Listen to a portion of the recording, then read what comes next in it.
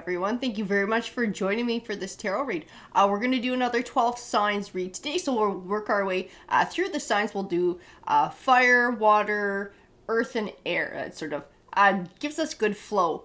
Also, so today I wanted to ask tarot, and we have the tarot tokens. I'm going to pull one at the beginning of every reading. We got all the different decks, and I'll allow one to sort of be called forward for each zodiac sign.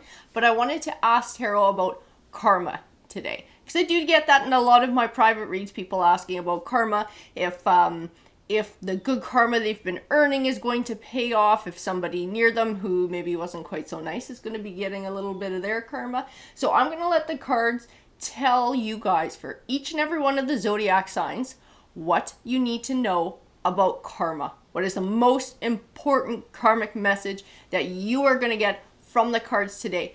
I'm excited about it. I'm excited to hear about it. I'm a Cancer, so I'm looking forward to the Cancer read to see what comes forward. I'm trying to put a lot of good karma out there, hoping that's going to come back. Let's see. We start with Sagittarius.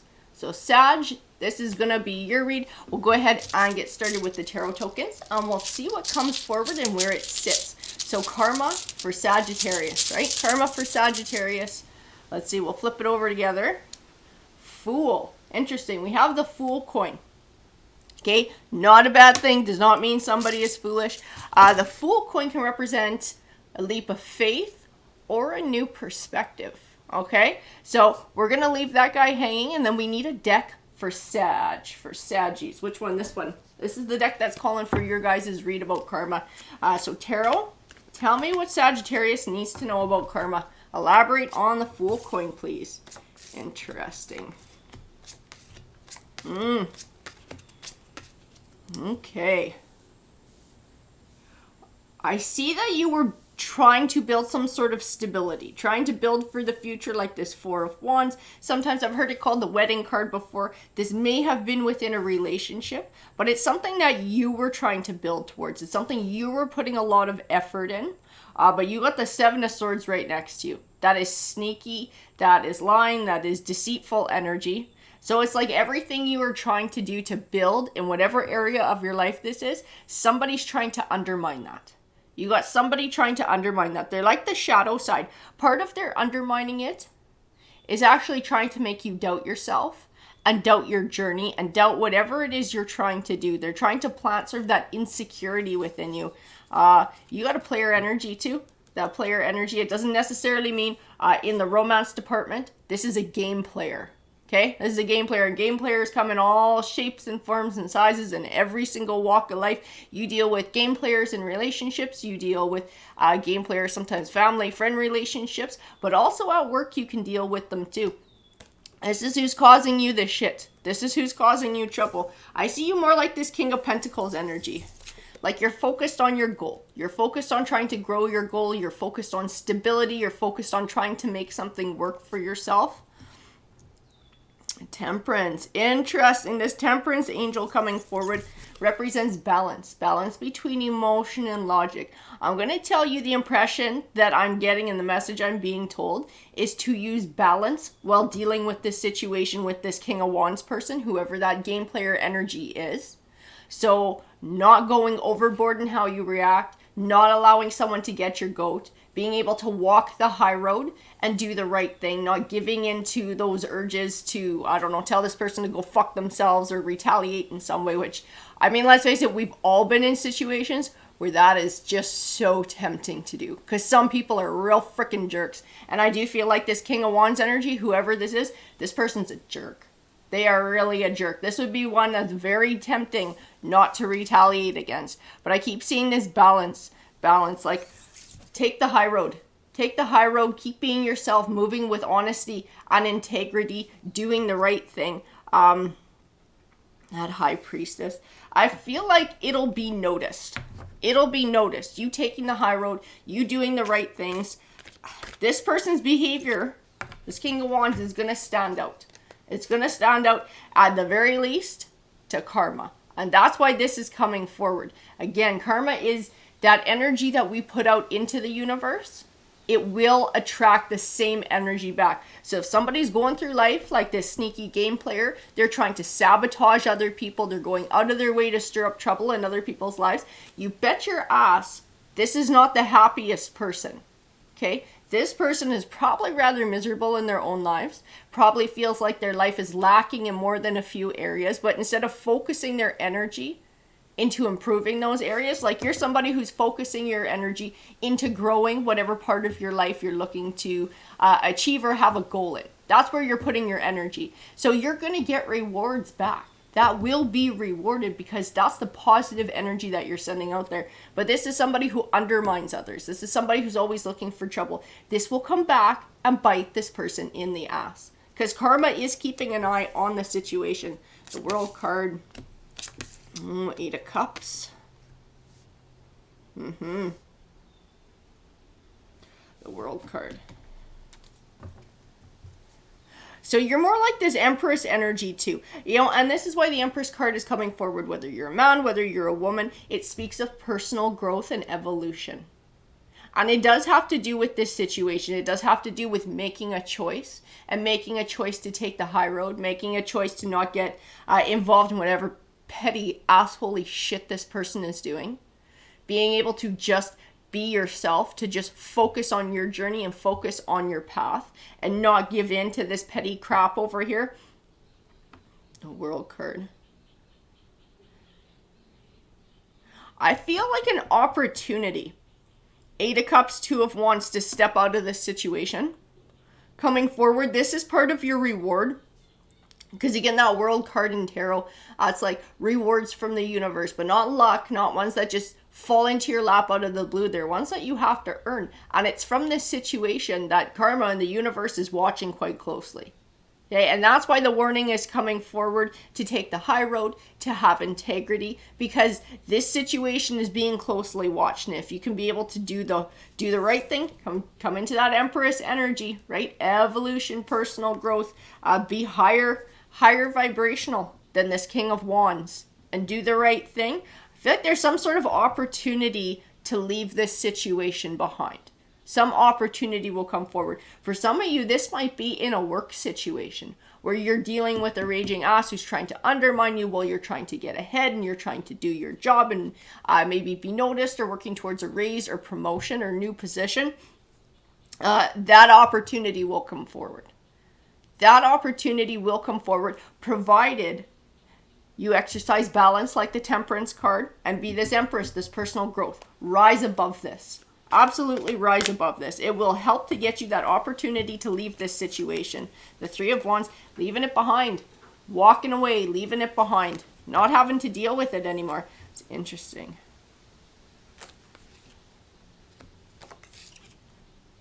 So I do have the Moon card. And it's secrets that are still yet to be revealed. It's this opportunity. I don't know what this opportunity is, and I don't think Tarot's going to tell me. This might be part of why Tarot won't get specific in this read. This read might be for many Saggies, but in different aspects of their life.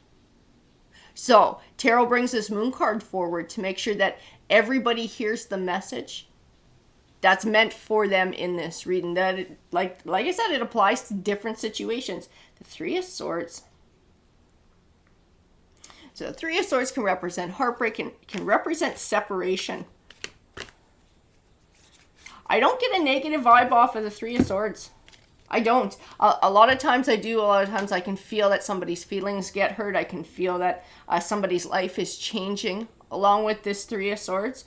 I'll tell you what I feel when I look at this 3 of Swords and when I touch the card. I feel relief. So I do feel like it's speaking to severing ties. It's speaking to separating oneself from something. I also feel like it's speaking to separating, not just from this situation when this opportunity comes forward, but making the choice to separate yourself from negative emotions tied to this King of Wands. So not buying into the crap, sort of blocking it out, focusing on your own journey, and then not feeling the stress of whatever they're doing anymore to try and undermine you. Just sort of like blocking it.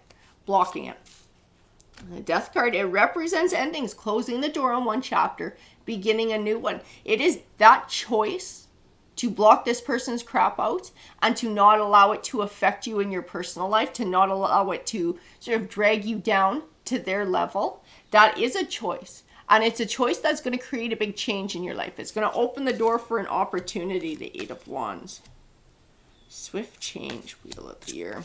Yeah, your Wheel of Fortune will change. Your Wheel of Fortune will change. I got the Two of Swords and the Eight of Swords, and I do see a bit of worry about what you're trying to achieve. Worry that this person has done damage that will undermine what you're trying to achieve as well. But I'll tell you, I don't feel like the damage has been done. I don't feel like it's been done. I feel like they've been actively working at it. But as long as you're doing what you need to do, that's how people are going to view you. If this is in a work situation, people are going to view you as somebody who doesn't get into petty arguments, somebody who takes the high road, somebody who works and doesn't make trouble. And then what they're going to be left with is troublemaker over here. And chances are, depending on how long this person's been around, they already know this person's a troublemaker. In a work situation, I don't get the vibe that this person is like close buddies with the boss or close buddies with anyone else around them. I get a very isolated feeling from this person. So I do feel like people around them do see them as a troublemaker. You're not the first person they've tried to start a bunch of shit with. You're not the first person they've gossiped about. You're not the first person they're trying to pick fights with or been outwardly rude to or subversive with. This person has like a reputation for being a troublemaker. And that's why it's so important too that you don't stoop down to that, because you don't want to get viewed as the same type of person as that King of Wands. And by being able to have that integrity and step up, you're creating your own good karma. You're creating your own good karma, creating your own good reputation. You got the Wheel of the Year. Your Wheel of Fortune will turn. An opportunity is going to come forward for you, and you will have a choice to make about whether to take advantage of it or not. We do have the Ten of Pentacles here, though it represents legacy. It does represent legacy. It represents wealth as well. Whatever this opportunity is that comes forward, if this is a job, this position is something that would be a career. This position, if that's the opportunity that's coming forward to you, it's something that you could do for a very long term. It's something that would very much further your goal in taking you to where you're wanting to be. And grab a few more here. Oh yeah, beware petty conflict. Beware false friendships, false offerings of friendships, which is part of this King of Wands. This is part of their thing. It's part of their shtick. They might try and make amends with you. Sorry, we were fighting. Da-da-da-da-da-da. You know, being amiable with people and saying, you know, that's cool, it's over. And just keeping it on that sort of acquaintance level. Not being rude, but not being overly friendly. There's nothing wrong with that. But I would not share personal information with this person. This person's offering, if they're offering to make amends or be friends, it's not real. It's part of their crap. It's part of what they do to get information about you that they then go gossip about to everybody. They're just looking to play a game. They're looking to get your goat. They're looking to stir you up. See if they can get your personal information. They can spread it around. Chances are that would pretty much upset you quite a bit. And they could make you lose your cool. That's what this person's after. So you don't have to be outwardly rude to this person, but I sure as shit would not be real friendly with them either. Heck no. Set those walls, set those boundaries. There is no point in being overly nice or overly rude to this person. They don't matter that much. Not on your journey. The Lover's card and King of Cups. The Chariot card. Moving on and moving forward. I don't know if you're finding love and romance in your life as well. This is something that would make this person jealous. This might have been part of the trigger. Maybe you're very good at, you know, certain aspects of your life. If this is in job and career, you're very good at your job. And that's why they're getting pissy with you. Maybe things in your personal life, like a new love, are starting to flare up, or you're looking attractive and people are attracted to you, and that's where it's coming from too. They may be jealous because maybe there's somebody there who they've had the hots for who has actually vocalized that they're looking your way. And they're feeling super jealous, and that might have been what made you the target to begin with. This person is just very insecure. They're very jealous. They like to stir trouble up. They thrive on kind of conflict, because it's like if everybody around them is fighting, then nobody's looking at them or noticing them in a way that they feel would be unfavorable. Because I am being told and given the impression that this person feels like if people focused on them and their life too closely, people would see that they are maybe not very smart or not very confident or not very capable, because they don't feel good about themselves. This is somebody who has like zero self-love. They will poof their chest out and walk around like they have the most confidence in the world, but it is bluster and it's fake. That's not how they actually feel about themselves, which is why everything comes out like this. Anybody who's doing too good, I'm trying to tear them down. Trying to tear them down because they don't feel like they can have that for themselves. 9 of Swords, Ace of Cups. And I'm telling you, for some of you, this might be in some sort of a romantic situation too, and it might be a friendship, and a friend who's trying to undermine a new relationship or who has done that in the past. And the closer you get to maybe having a new relationship or feeling good about yourself and feeling confident, this person might try and take you back a couple steps too. I said, don't allow anybody to plant the seed of doubt in your mind. Don't let anybody else make you feel insecure or stop you from moving towards your goals. Don't allow this anxiety about what this person is doing to overwhelm you and cause you to react against them. This is all about taking the high road. Taking the high road. 6 of Cups and the Queen of Cups. I got 2 aces here too. Ace of Cups, Ace of Wands. I do see new beginnings in your future. I see an opportunity that wants to come your way as a karmic reward. But it depends on how you handle yourself in this situation. So that Fool card, or the Fool coin here, speaking of a new perspective, is sort of a shift in the way that you're looking at this person. A shift in the way that you look at your relationship with this person. So if this is something at work, being able to, like I said, not be hostile, but you sure as shit don't have to be friendly either. Sort of keeping that boundary, that even boundary. If this is somebody who's maybe close to you and your life is changing in a romantic way or is changing in other positive ways, and they're jealous and looking to hold you back, looking to do things that sort of cause chaos in your life or cause doubt in your life, not being afraid to sort of block that energy out. To block that energy out, not allow anybody within your circle who's going to be negative or have a negative impact in your life. This is about, like I said, that personal growth, being an empress, taking charge, taking the high road, moving with honesty and integrity, and protecting yourself from negativity, not buying into anybody's negativity. Having that true belief in yourself that you are capable of achieving whatever goals you want to. You don't have to feel insecure because of what other people say or what other people do. What matters most is what you believe about yourself.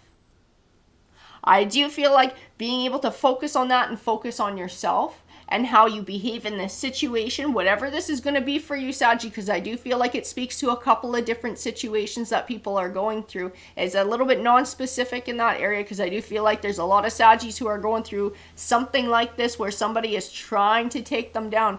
Always take the high road. Always take the high road. Always do the thing that is most right for you. And never give in to other people's petty BS. It is not worth it. It is absolutely not worth it. And by taking that high road, you are earning yourself good karma. And you're earning yourself some sort of very positive opportunity that is going to further you towards your goal, whatever that goal is that you're currently working towards. Alrighty, Sag, that's your read. Welcome, Aries. All right, so this read is for you guys. So we're going to grab a token here to start your read off. So karma. What does Aries need to know about karma? We'll flip the coin over. The Magician. Interesting. The Magician. So the Magician can represent a few things. Sometimes it can be a little negative and it represents somebody who's very manipulative. Sometimes it also just represents believing in yourself and believing that you have all the tools that you need to accomplish whatever goals that you want or manifest what you're wanting in life. We're going to have to pull some tarot to see which way that coin is going to go for you, Aries. What deck? This is the one that came forward for you for your read. So tarot, can you please clarify this message to Aries? And we had the Knight of Swords was the first one that popped out. The Knight of Swords. Nine of Pentacles. Knight of Pentacles. Eight of Cups. Hangman. Woo. Ooh. So I tell you, I got this Nine of Pentacles energy. It's kind of like the minor arcana version of the Empress. It speaks of self-love. It speaks of self-confidence, abundance, happiness. I think you left something behind. I feel like you left something behind, especially with this Eight of Cups, like walking away. Now balancing your solar plexus chakra after a period of time where you weren't feeling very confident or you weren't feeling very empowered. Now finally moving forward in your healing journey, especially with this Knight of Pentacles. I feel like this healing took a while. It took a while to be able to cut ties to these negative emotions and to really start looking in a forward way. Two of Cups. This person's coming back though. Oh God, it keeps coming out in my reads too. Whoever this person was who I feel like you've been trying to get away from, cutting ties with, healing from, this person is going to be reaching out and communicating because they do have the potential to hang up your journey and moving on and moving forward and cutting ties. Two of Cups, Page of Wands. This person gave you a lot of emotional burdens with whatever happened between the two of you. It took you a long time to get to the point where you are after the two of you parted ways. It took a long time, a lot of tears, a lot of heartache. It's not 100% gone, but you are miles farther than when you started in this journey in being able to cut these ties. Oh, but they're coming back. They're like this King of Cups. This Magician coin, I do feel like it's speaking to somebody who is very manipulative. Somebody who's very manipulative. We have the Eight of Pentacles here. So it is the Apprentice card. It speaks of learning. It speaks of hard lessons. Sometimes speaks of hard work. I don't know. I don't get this person is up for a lot of hard work. Unless their hard work is manipulating somebody. Yeah, they're still really selfish. I tell you, this person, I don't know what they've experienced in their life. I'm not sure if it's because of the separation, what happened between the two of you, or choices that they made since then. This person's broke. This person's broke as fuck. It's from being selfish. Whatever choices they made, it was that put them in this financial shit position. It was from being very selfish and very self-indulgent. It was irresponsible. It was something that I don't know if it came at the cost of anybody else. But they sure did it to themselves. They absolutely did it to themselves. I do feel like they're coming back for help. I do feel like that's their end goal, is to be able to achieve help. Whatever they did, okay, that's really interesting. Whatever this person did to wind up financially in this situation, this is actually part of their karma. So this is the karma that you need to know about. This person is trying to run from their karma. They're trying to run from having to do the hard work. They're trying to run from learning the lessons. They're trying to run from having to work to rebuild things. Abundant harvest.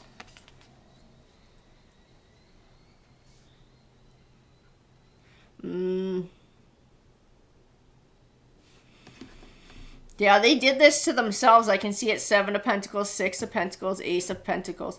They pissed away their money. I don't feel like it was... I don't get the vibe it was like a money that they just magically came into. I feel like either they worked for it themselves, or this was from when the two of you were together. It was like mutual earnings that got divided. And they had this chunk of money. And then they just pissed it away. They just like went nuts. I feel like this person bought a bunch of crap.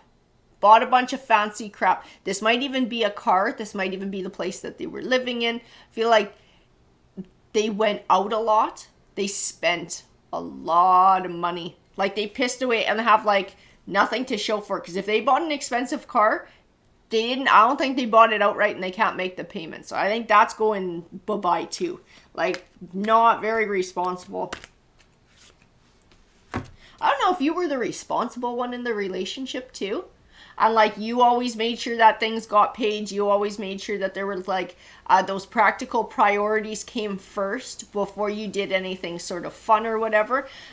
And this person was sort of the opposite way, and you had to kind of keep an eye on what they were doing or be responsible for the both of you.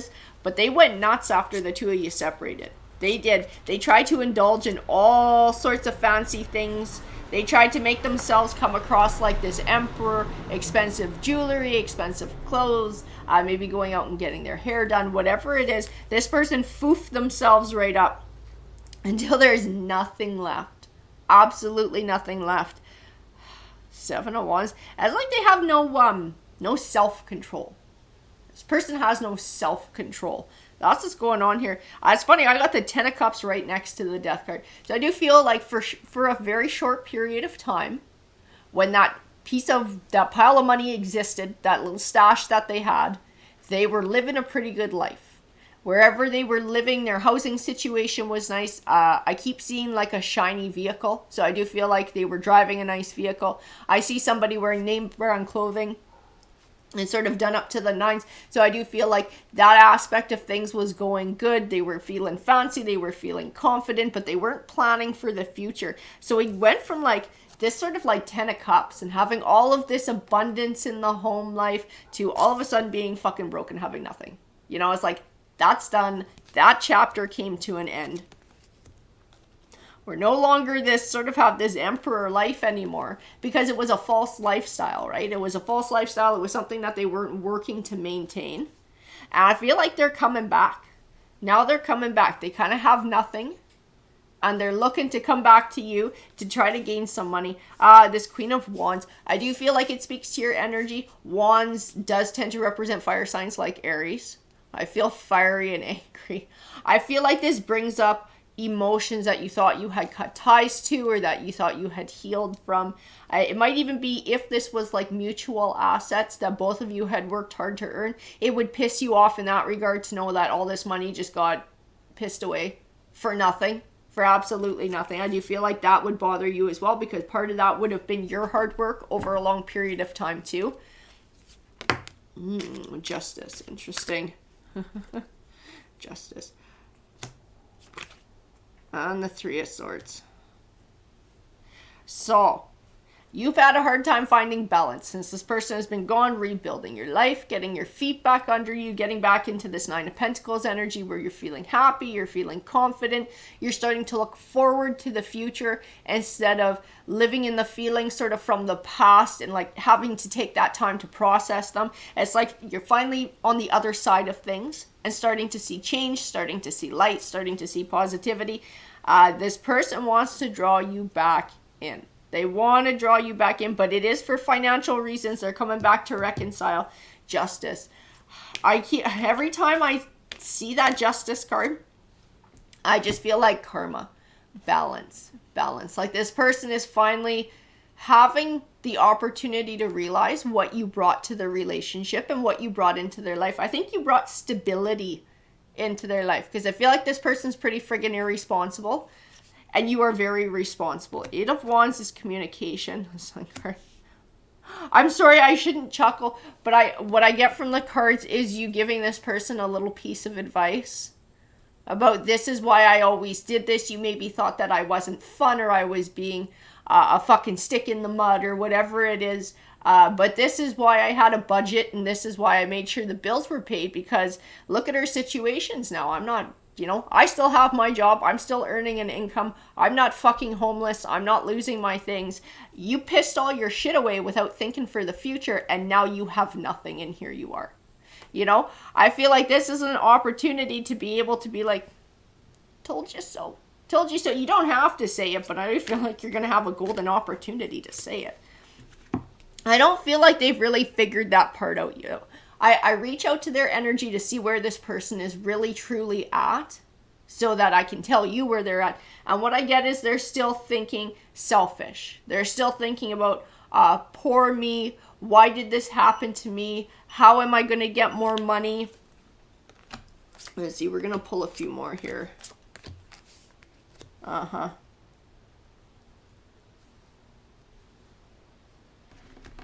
Yeah, that's what they're coming back for. They are coming back for money. This person is a destructive force. If you allow them to come back into your life and you welcome them back in, they're going to drain your finances. I think you know that too. I mean, you've fucking been through it. You've already had to baby them for how long? Trying to coach them through learning how to, you know, stick to a budget and all that crap. The Chariot card. They will risk this positive forward movement that you made, this positive forward progress in getting through all the emotional stuff and being able to rebuild. Because I do feel like there's a rebuilding here too. I feel like you guys had a joint life together, may have been living together, shared finances. So I feel like you've had to sort of stabilize that piece of things too. And that was a lot of work to be able to do. And now I feel like they risk pulling the rug out from under that. But we got the Wheel of Fortune next to the Tower. I'm telling you, this Wheel of Fortune in this Tower belong to whoever this Emperor energy is, this King of Cups energy, this person from your past, the Magician. This person is responsible for manifesting the situation that they're in. And that is part of what the Magician coin speaks to as well, as we are responsible for manifesting what we want in our lives. And we can choose to use the tools that we have with communication and hard work and all of those things to be able to manifest positive things. This person's kind of chosen the opposite, but they've still manifested their situation. They're the ones who made their choice. They've made all these choices that have taken them to this point in time. And so it's up to them to pay the price. It's up to them to pay their karma. That card wants to come out. Ooh, so does that one. Yeah, Two of Wands. Two of Wands, they chose their path. They absolutely chose their path. And I tell you, this Ten of Swords, the two of you separating, the two of you parting ways, it was hurtful to you. It was disappointing. It probably was heartbreaking, but it was beneficial to you in the long run because this person has not grown up yet. This person has not figured their shit out yet. And this person is kind of like an anchor that will weigh you down. They will weigh you down and they'll stop you from achieving your dreams. I'm not saying this person is like a raging SOB and evil and whatever, but they got a lot of growing up to do. That's what I feel in the cards. This person has a lot of growing up to do. And unless and until they're made responsible for their choices in their life, they're not going to bother growing up.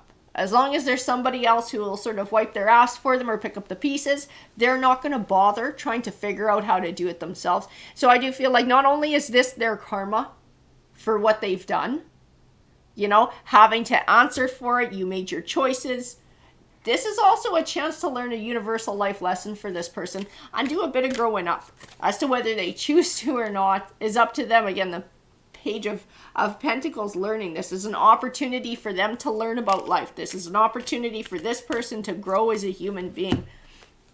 The Strength card, the Two of Balance. Because I think they came to you. You're like this Strength card. I think they came to you to solve the problems. You were the pillar in the relationship. You were the stability in the relationship. You were the strength. They need to figure out how to be that for themselves instead of expecting other people to do it for them. And that's part of this lesson that they're learning too, is how to be responsible for themselves, how to build for themselves. The Two of Pentacles, how to find their own balance. How to find their own balance. You've had to do it in life. You've had to do it emotionally. You've had to do it financially and sort of all those practical areas of life, as well as with relationships. You've had to be able to find balance in all of your emotions and being okay with what happened here and starting to look forward and move on again. It's their turn to find balance. It's their turn to learn this cosmic lesson here. Temperance. It's a balance between emotion and logic. This is actually the lesson that the universe is trying to teach this person by giving them this karma for what they've done. It is balancing needs and wants. Your wants are like your emotions, right? It makes us feel good. We want to do this. We want to do that. We want to maybe have these nice things or go out and eat a nice meal or go to movies or whatever like that is. But what we need is to have a fucking roof over our head. What we need is to be able to, buy groceries and keep the power on. So it's like being able to balance those things. And that is a maturity thing. That's something that you've learned. It's something that you brought to this relationship when the two of you were together. And it's now something this person has to learn for themselves. And I get pulled back to the Eight of Wands and the Sun card, and this might be a piece of advice that you give them when they come crawling back looking for a handout, looking for money, looking to rekindle a relationship, but only so they don't have to do the hard work financially, and so they don't have to learn the lesson about growing up. I don't see you slipping into that, but I do see it bringing up a lot of emotions for you and not being an easy thing. I say feel free to speak your mind when this person shows up. They may not hear it in the moment, but further down the line in their life, they might consider it and they might go, you know what? They were right. Aries was right. I should have fucking been doing this a long time ago. I pissed away a lot of time and I pissed away a lot of money by not growing up and learning this lesson a hell of a lot sooner. Alrighty, Aries, that is your read. Hey, Leo, this read is for you guys. Let's go ahead and get started. I will grab a tarot token for you. So what does Leo need to know about karma? So we'll flip her over together. Oh, shit. You got the Wheel of Fortune. Hey, that's a great way to start your read. The Wheel of Fortune. A Wheel of Fortune is turning for you. You might have been busting your ass trying to earn some good karma. And that Wheel of Fortune is saying it's going to pay off. Something good is coming your way. Leo. This is the deck that's calling to me for your read. So, Tarot, can you clarify this message about karma for Leo? What does Leo have going on? Page of Swords. I think you've been waiting to hear something. Like you've been looking for information. You've been seeking something. I see this seeking a journey. Seeking a journey. I don't know if you're looking to buy a house. If you are, I think it's coming your way. I think you're about to find the right house. And that Page of Swords, I just keep seeing like seeking. Communication with this Eight of Wands. And the Hermit card too, seeking, shining the light, trying to find this opportunity, trying to find this goal, looking for something. I see movement in that Six of Swords and movement towards the Ten of Pentacles, which can represent the buying or selling of a family home. It can represent real estate. It can represent legacy. I feel like you're looking to buy a home and like options. But it's like nothing, I don't know if it's like nothing in your price range or nothing in your price range that isn't like a busted piece of shit or something. So I feel like you're looking and there's lots out there, but there's no options or limited options.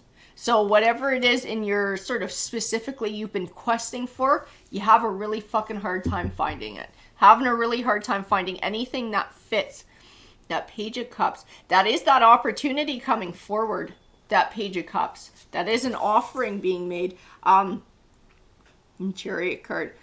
You may have to journey a little farther outside the circle that you're looking in for this opportunity. You may have been sort of maybe looking in a certain neighborhood or sort of within a city center, within the city. This might be like a different neighborhood or a neighboring community, or some sort of a little suburb around the city. It's not where you were looking, but it's what you were looking for. So like I said, you may have to compromise with a bit of travel here. Holy shit. Three of Cups, happiness and celebration. Two of Cups. I don't know if you got a realtor. You got a realtor. I see you celebrating with somebody. I see you celebrating with somebody, like somebody else being very excited about this journey with you. I don't know if, like I said, I don't know if this is a realtor who's excited that they found you this option and they're excited that they can help you find this. Because I'm telling you, this is going to work out. You're going to have this. So there will be something to celebrate here. Or if this is somebody close to you, like a partner or your children or your friends, but you have somebody close to you who's going to be celebrating this with you. The Ace of Cups, this is a chance for a new beginning for you. There's something about this home, and I don't know if this is the first home you ever buy. Like this is, you've never done this before, or maybe you've never lived independently before. Like you've always lived with somebody, maybe you lived at home and then maybe with a spouse or a partner, and now this is like the first time you're doing this by yourself. I feel very proud and I feel very independent and empowered when I look around the inside of this house and when I'm standing in it, because I can see a vision of standing within it. And those are the emotions that I get. So I do feel like it has a deeper meaning for you, a symbolic meaning, being able to purchase this place. Judgment, Ace of Swords.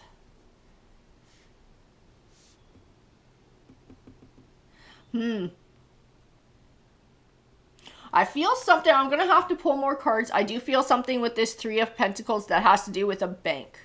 A bank, maybe getting approved for the mortgage.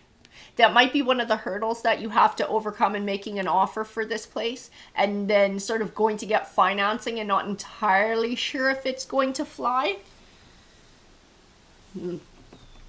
I do see Seven of Wands. No, I see you having to negotiate a price here. I see you having to negotiate a price. So this is something that gives you everything you need. It's a little bit outside of what you were looking for. But I see you may have to fight for the financing aspect to get it. Or you may have to negotiate on the price with whoever's selling it. If a bank is not very hot to trot, try a mortgage broker. Like leave your opportunities open. Explore all opportunities, because whatever this thing is, this is the thing that you're meant to have. I feel like this is a deal that's going to work. But you may have to get like a little bit creative in sort of how you achieve it. Solid foundation. I'm gonna grab a few more here. Six of Cups, Page of Wands, King of Swords.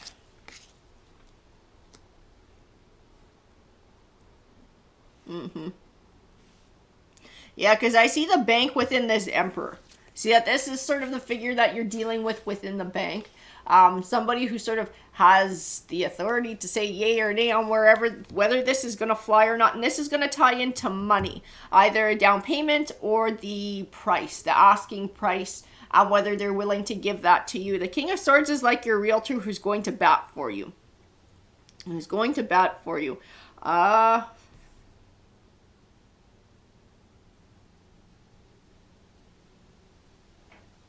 I tell you, whoever you're dealing with this King of Swords, this person's pretty good.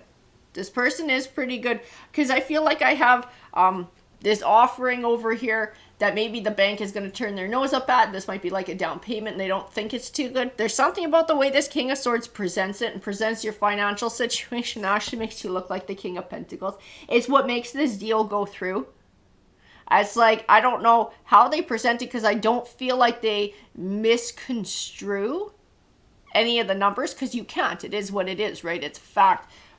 But they bring it forward in a way that makes you look like this King of Pentacles. It makes you look like you're responsible. It makes you look like you're a safe bet. It makes you look like this is something that they're going to want to put through for you.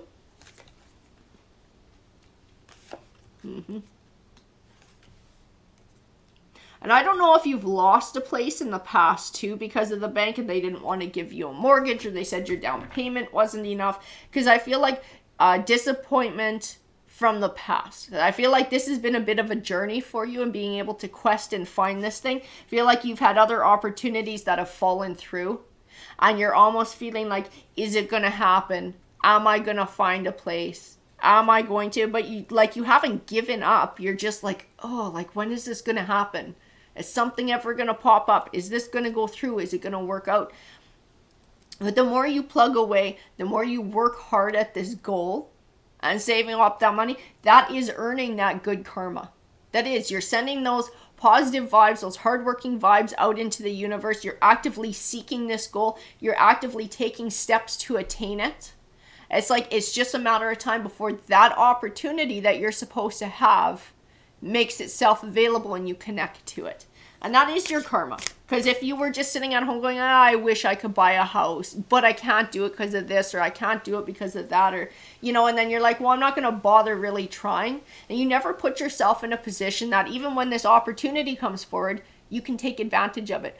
But you have been. You've been doing that hard work. You've been putting yourself in a spot. So when a house comes up, that's within your range. That's what you're looking for. You can do what you need to do to purchase it. That is you earning your good karma. And your wheel of fortune is turning. So you may be feeling a little bit of doubt. You may be feeling a little bit of worry. This opportunity is coming forward. Like I said, it's a little bit further away than what you were looking for. And there may be a little bit of finagling and negotiating with the bank or a mortgage broker about the price, about the down payment. The King of Wands. I'm going to tell you this too. Because I kept feeling like a bit of help, a bit of outside help, a bit of partnership. Whoever's trying to sell this house, they may just really want to sell it to you. For whatever reason, I don't know if you meet this person face to face or whatever this is, or they like your offer. They might, I feel like they're going to help in some way. Like, I don't know if they say that they expect less of a down payment or they have something to do with it too. But I feel like they want the house sold to you. Feel like they want the house sold to you. Like somehow it just all comes together. Like you have help from a good realtor, whoever this King of Swords is. But I do feel like there's something else there that gives you a hand too. And it's someone else who wants to help and see you in this house. Who wants to help make it work. Page of Pentacles. Yeah, I think you worry about not having enough money. That there's nothing that's going to come up in your price range. And this is part of the problem that you've had. Because like I said, in that 7 of Cups, I see like lots of shit. So like, I don't know if you're looking online through all the realtor websites. And there's like tons and tons of places for sale. But nothing that fits for you. So it's like there's tons of shit, but no opportunities, right? The Ace of Pentacles, that opportunity is coming forward. Absolutely, it's coming forward. Don't allow fear and doubt to stop you from your quest, to stop you from still seeking this property, from still seeking this goal. The Ace of Wands, new beginnings. Follow this passion. Follow this goal. Follow this drive. Chase it down. Chase it down because it's about to pop up. It is about to pop up and maybe even expand your search a little bit. Be willing to look outside your little zone because that's where this place is. It is outside your little zone. There's a little bit of travel involved in looking for it, but it's just what you need. It is just what you need. It's going to feel like coming home. When you visit it, it's going to feel like coming home. You're going to be like, oh yeah, this is it. This is the place. You'll recognize it. There'll be something about it that you just recognize. Interesting. The Fool card. The Queen of Swords. I don't know if these people are home when you go and look at it. I feel like somehow you meet the owner too. And that's part of why this deal goes through. It's because that person is willing to negotiate and that person's willing to work with you. There's some sort of like a personal bond or connection that gets formed there. And this person wants to help you out. They want to help you into this home. Sun card. And I see taking a leap of faith. Making an offer. Taking a leap of faith. I don't know if you talk to this person and tell them, look, this is what I got. This is what I have to work with. I really want your house. I'm not trying to, lowball you. Or I'm not trying to this. I'm not trying. This is all the money that I have. And I really want your home. I really want your home. And something about that, they're like, okay, if you want it, you're really serious about buying it. And this is everything you got. Okay, we'll take that. But I see wish fulfillment. I see blessings. I see happiness. I see celebration. I see a brand new chapter. I see all your hard work finally paying off. Your hard work and moving towards your goal. Finally paying off. This opportunity is going to come forward. Don't be afraid to make a move on it. Don't be afraid to try to negotiate. Don't be afraid to try every trick in the book to be able to obtain this. Because this thing is supposed to be yours. This opportunity, this home is supposed to be yours. And you're going to know it's the right one. Because when you get there and you stand within it, it's going to feel like home. Something about it is just going to feel right. And you're going to know that you are supposed to be there. Alrighty, that is your good karma and your Wheel of Fortune turning, guys. Okay, Cancer, this is going to be your read. So we're going to start with your tarot tokens here. We're going to ask, what does Cancer need to know about karma? What does Cancer need to know about karma? What is the message for Cancer today? We're going to flip it over together. Let's see. Chariot. Too funny, the Chariot actually represents Cancer, but it can represent travel. It can represent positive forward movement. You might be well on your way to earning some kind of good karma or putting the vibes out there. Let's see, Chariot. So which deck for Cancer? Cancer, this is the one. Calling for Cancer. So Tarot, can you please clarify this coin and this message about karma for Cancer? We had a big bunch wanting to pop out for you. So 9 of Swords, I do see fear, I do see worry. 3 of Wands. There's the Chariot again, that's that Cancer energy.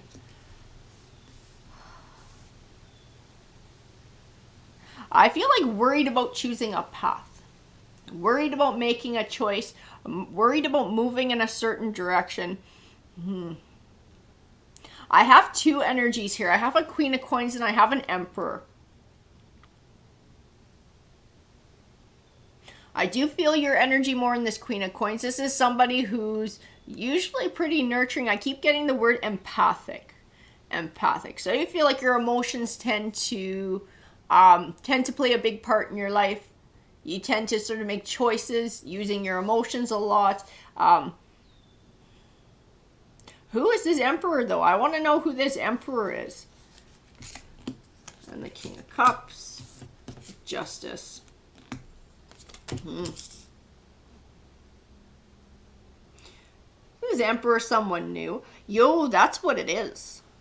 That's what it is. You've been working to heal from the past.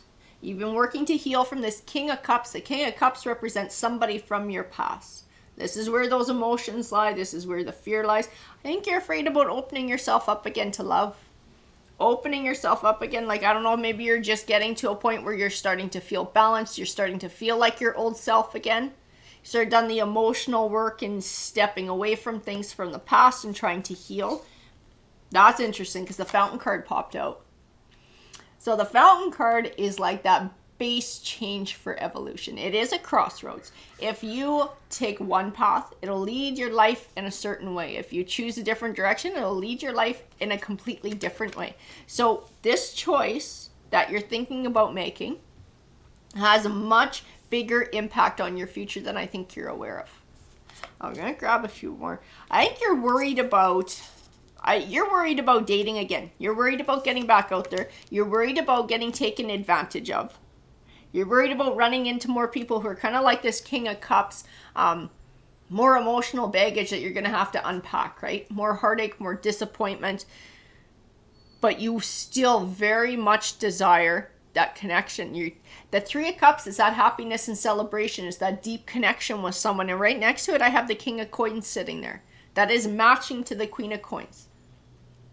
This is what you would still like. And I feel like the Emperor is actually representative of that too. But it's like the idea in your mind of what that partner is going to be like. That ideal partner. That thing that you really want and desire. Not the King of Cups and what that person turned out to be. But what you would truly like. You still have that in your heart. That is still a desire that you would like. But you're not sure about opening yourself up again. Because you don't know who you're going to run into. And you don't want more of these King of Cups. I think you've had more than a few heartbreaks in the past. More than a few heartbreaks. I feel like it's made you really gun shy. I feel like it's also made you wonder if there's anybody out there who seeks the same thing that you do. Who's looking for the same connection that you are. The Seven of Wands. I will tell you too, I do feel like you've been defensive for a certain amount of time while you were healing. And part of that is to sort of protect yourself and allow yourself that time to be able to mend your heart and to mend your soul. If you truly desire this Emperor, this piece of your life, if this is something you very much want to build, to grow, to come into play, you are going to have to let your guard down, is what Tarot is saying. You are going to have to let your guard down, the Moon card. And open your emotions up again. It's funny, I got the Moon card here. The Moon represents sort of secrets. Secrets still to be revealed. It can also represent the unconscious too, or the subconscious.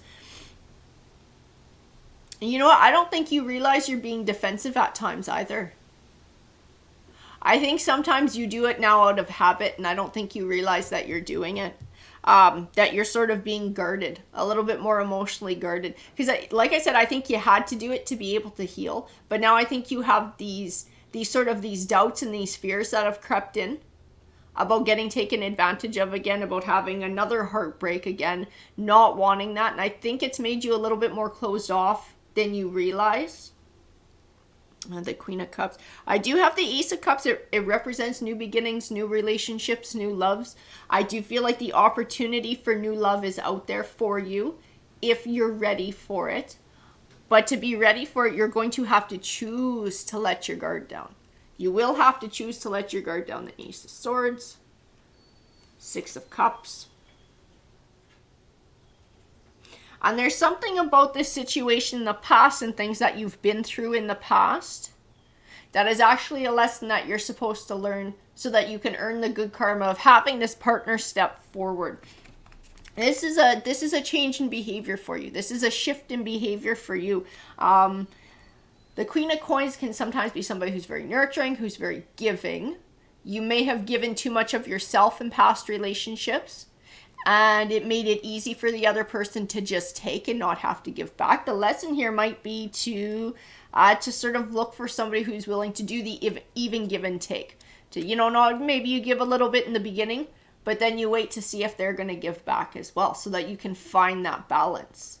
You know, being able to be assertive enough to say, I expect that balance. I'm not going to be the only one giving in this relationship. To be able to maybe speak your truth about certain aspects. The Queen of Cups. See, because you're looking for a commitment. You're like this Knight of Coins. Like you've been seeking a deeper commitment. You've been seeking something that's going to last for a very long time. I'm going to grab a few more because I want to know more about the Ace of Swords, the Six of Cups, this opportunity. I know this King of Coins is somebody, but he's somebody he feels like you haven't met him yet. He feels like he's in your future. The Hermit card. A Strength card.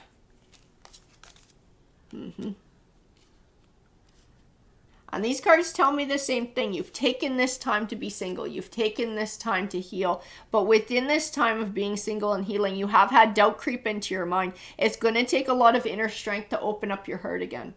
To set all of those fears aside. The fear of being disappointed again. The fear of being taken advantage of. All of those different fears of things that happened with this King of Cups that didn't work out. And to just start looking towards the future. The Magician card. That's interesting.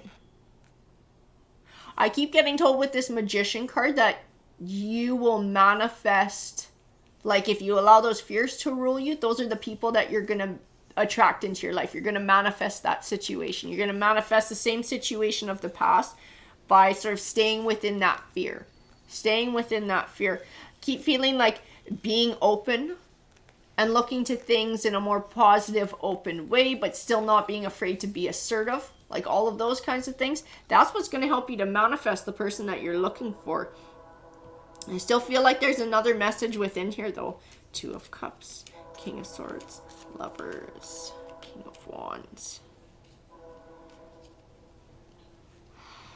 You got the King of Swords. You got the King of Wands. Like all these people are very different.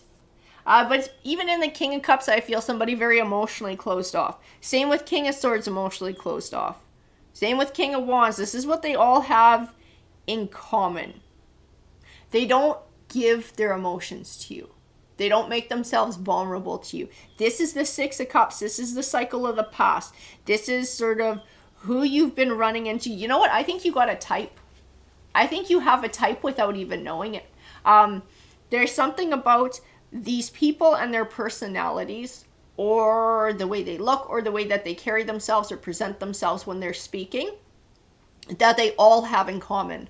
There is some trigger here that they all have in common that you gravitate towards without realizing it. That's our Moon card. That's our Moon card. That's our subconscious. You don't realize that you're gravitating towards the same type of person. I feel like if you look back at all of these different relationships, you would find a common thread as through all these people about why it didn't work. And I do feel like it has to do with them not being emotionally open to a deeper commitment.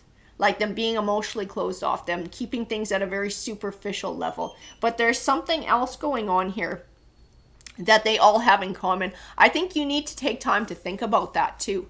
To think about what all these people have in common. What is the common thread here? What attracts you to these people? Because if you stumble across somebody else who has those same features, you will find yourself attracted to them. And what you're doing by acting towards that is putting yourself in another Six of Cups. You're starting a new cycle because they're the same type of person. So I think it's important to recognize whatever this thing is that makes these people your type, and to be able to avoid that in the future. To be able to look for someone different, to take a chance on someone different. We have the Hangman there.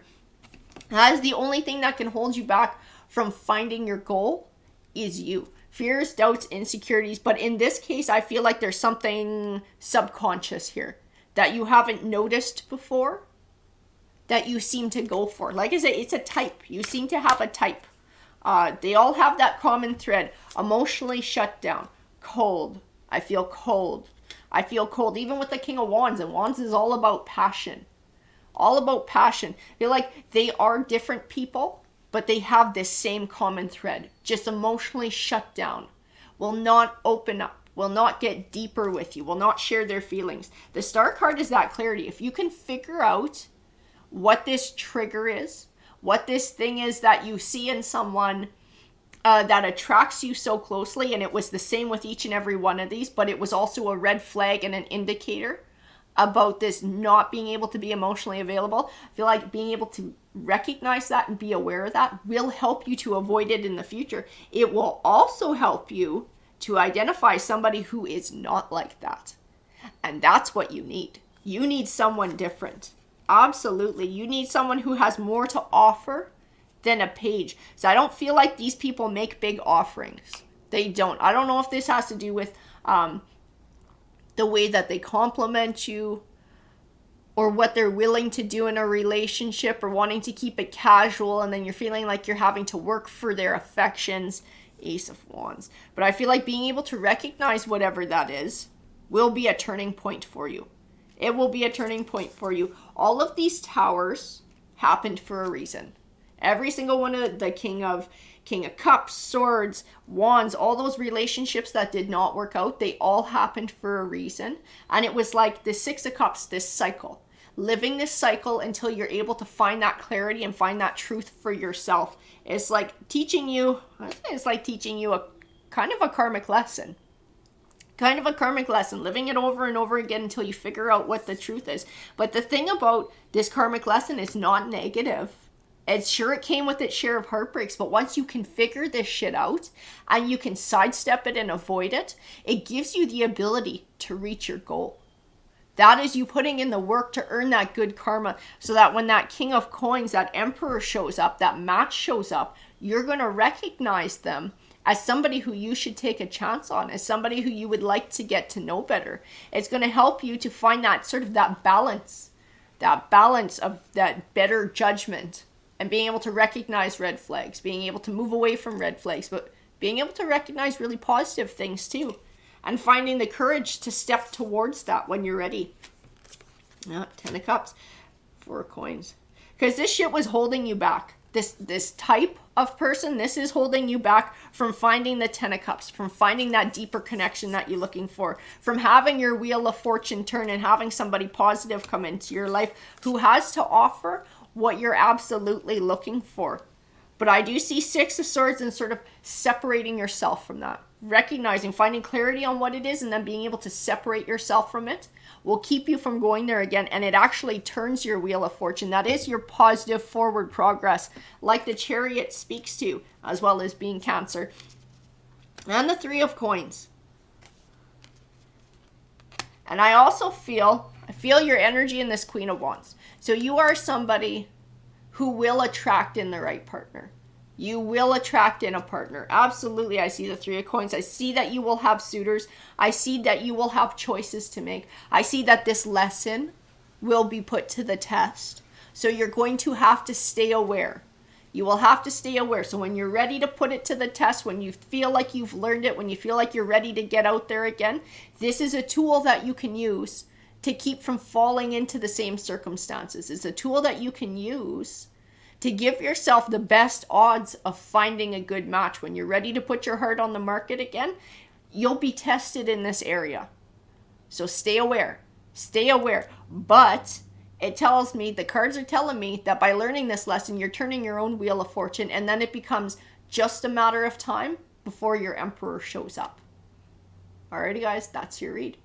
Hey Scorpio, so this is going to be your read. We'll start with the tarot tokens here and we'll ask them, what does Scorpio need to know about karma? What does Scorpio need to know about karma? And we'll flip it over together. Ooh, we have the Tower. Interesting, the Tower. It's usually some sort of a warning. I'm actually being told the word warning. So I'd like to know what that Tower is all about. Deck for Scorpio, please. This is the one that's calling to me for your read. So let's see what message comes forward. Tarot, can you clarify this coin and this karma message for Scorpio? I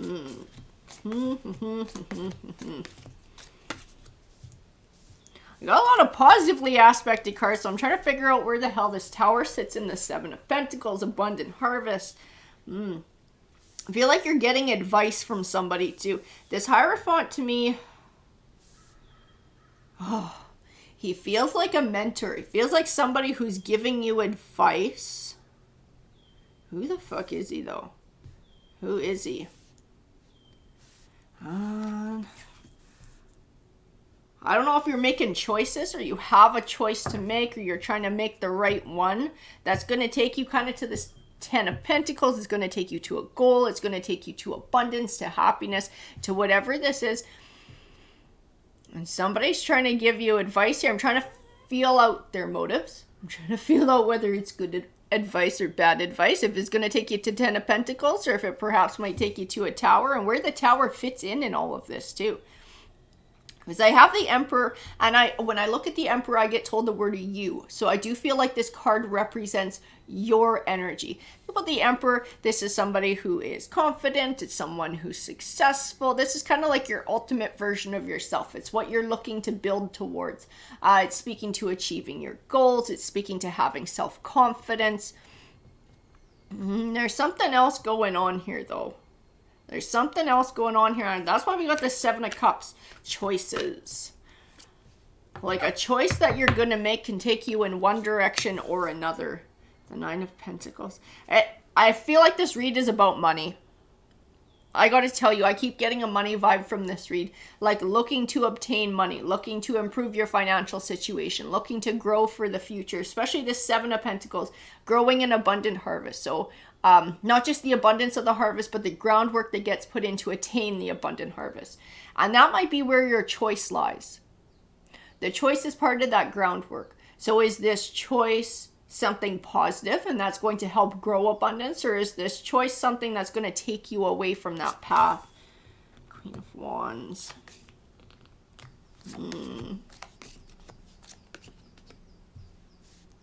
Because I feel like you do have negative forces in your life that do not want to see you obtain this. They do not want to see you successful. Six of Cups, Three of Swords. You got like an angry ex here. This is the vibe that I got. I feel like an angry ex. Somebody who's pissy that you're building for the future. Somebody who's pissy that maybe things are financially improving for you. Because I do get a very positive vibe off of the Emperor. I do feel a lot of optimism. I feel like whatever it is you're working towards and you're trying to build, I feel like you feel you have a very good chance of attaining it. Or like you're well on your way to obtaining it. But then I have this much darker energy in the second line of cards. And I feel somebody who has negative intent towards you. Somebody who does not want to see you achieve these goals. Somebody who wants to hold you back and may use words to do it. Queen of Swords. Queen of Swords. I don't get a nice vibe off of this person. And I keep getting words that her sword represents words. And like using it as the hanging man. Using it to hold you back. Using it to give you shit advice. I don't know that this is the Hierophant. I'm going to pull some more cards here. I almost feel like the Hierophant is warning you about this person. And somebody is trying to give you shitty advice. Or somebody is trying to hold you back. Or not supportive of your journey. Ace of Cups, the Empress. And the Lovers card. I do feel like it is some sort of a partnership. Or somebody who would like to have a partnership with you, or it's an ex. But it's somebody in sort of the romance department.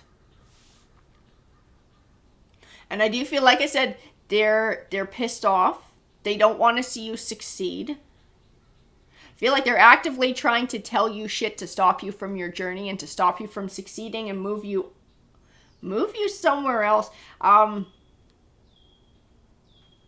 This person is motivated by greed. I don't know that they want to take your money because they don't want you to build this. Oh, that's what it is. I had to tap into their energy. To them, it's not, they don't want to see you wealthy. They don't want to see you happy. They don't want to see you empowered. Because to see you empowered makes this person feel weak. It makes this person feel weak for you to be empowered, for you to be happy, for you to be independent. If this is a relationship that is going on, this person is afraid of if you gain that confidence, you're going to leave them. Okay? If this is an ex from the past, then their worry is that you're going to live this great life and they're pissed off and they're jealous. But I feel like this fear of you leaving. I feel like fear of you leaving, fear of you improving your life, fear of this,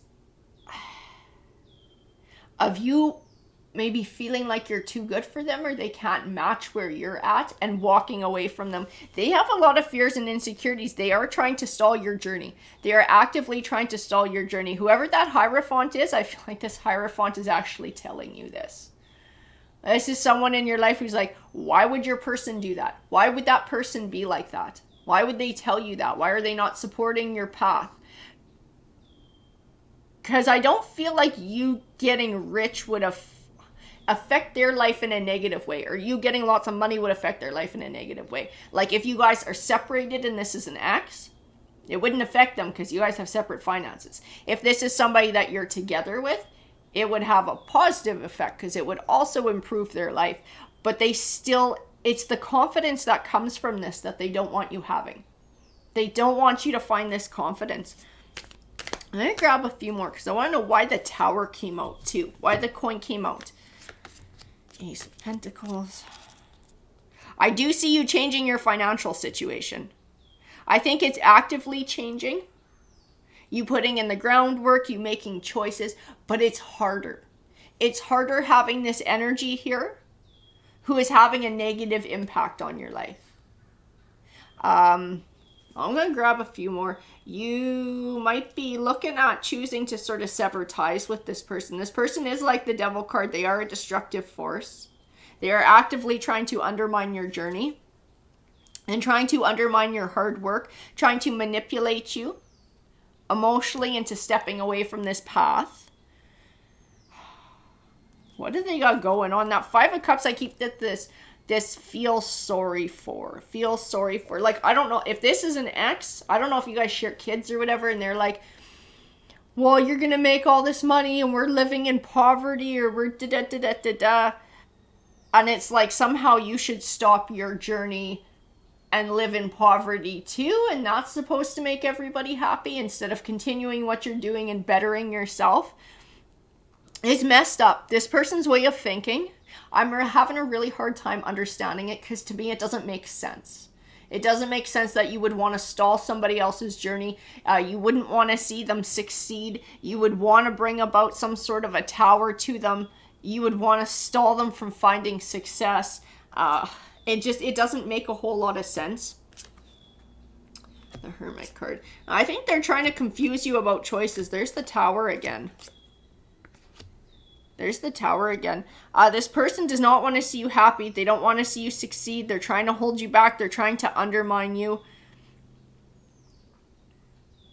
I keep getting in all these cards, you may have to separate from this person's energy. Or find some way of blocking their energy out, or just not allowing the mental space for any of those worries to come in, and just focus on your own journey. Because they're being very selfish. This person's being very selfish. If you allow them to, they will stop your journey in finding financial success. They will. They will have a very detrimental effect. They may not stop it altogether, but they will hinder it to the point that you never get to make the most of it.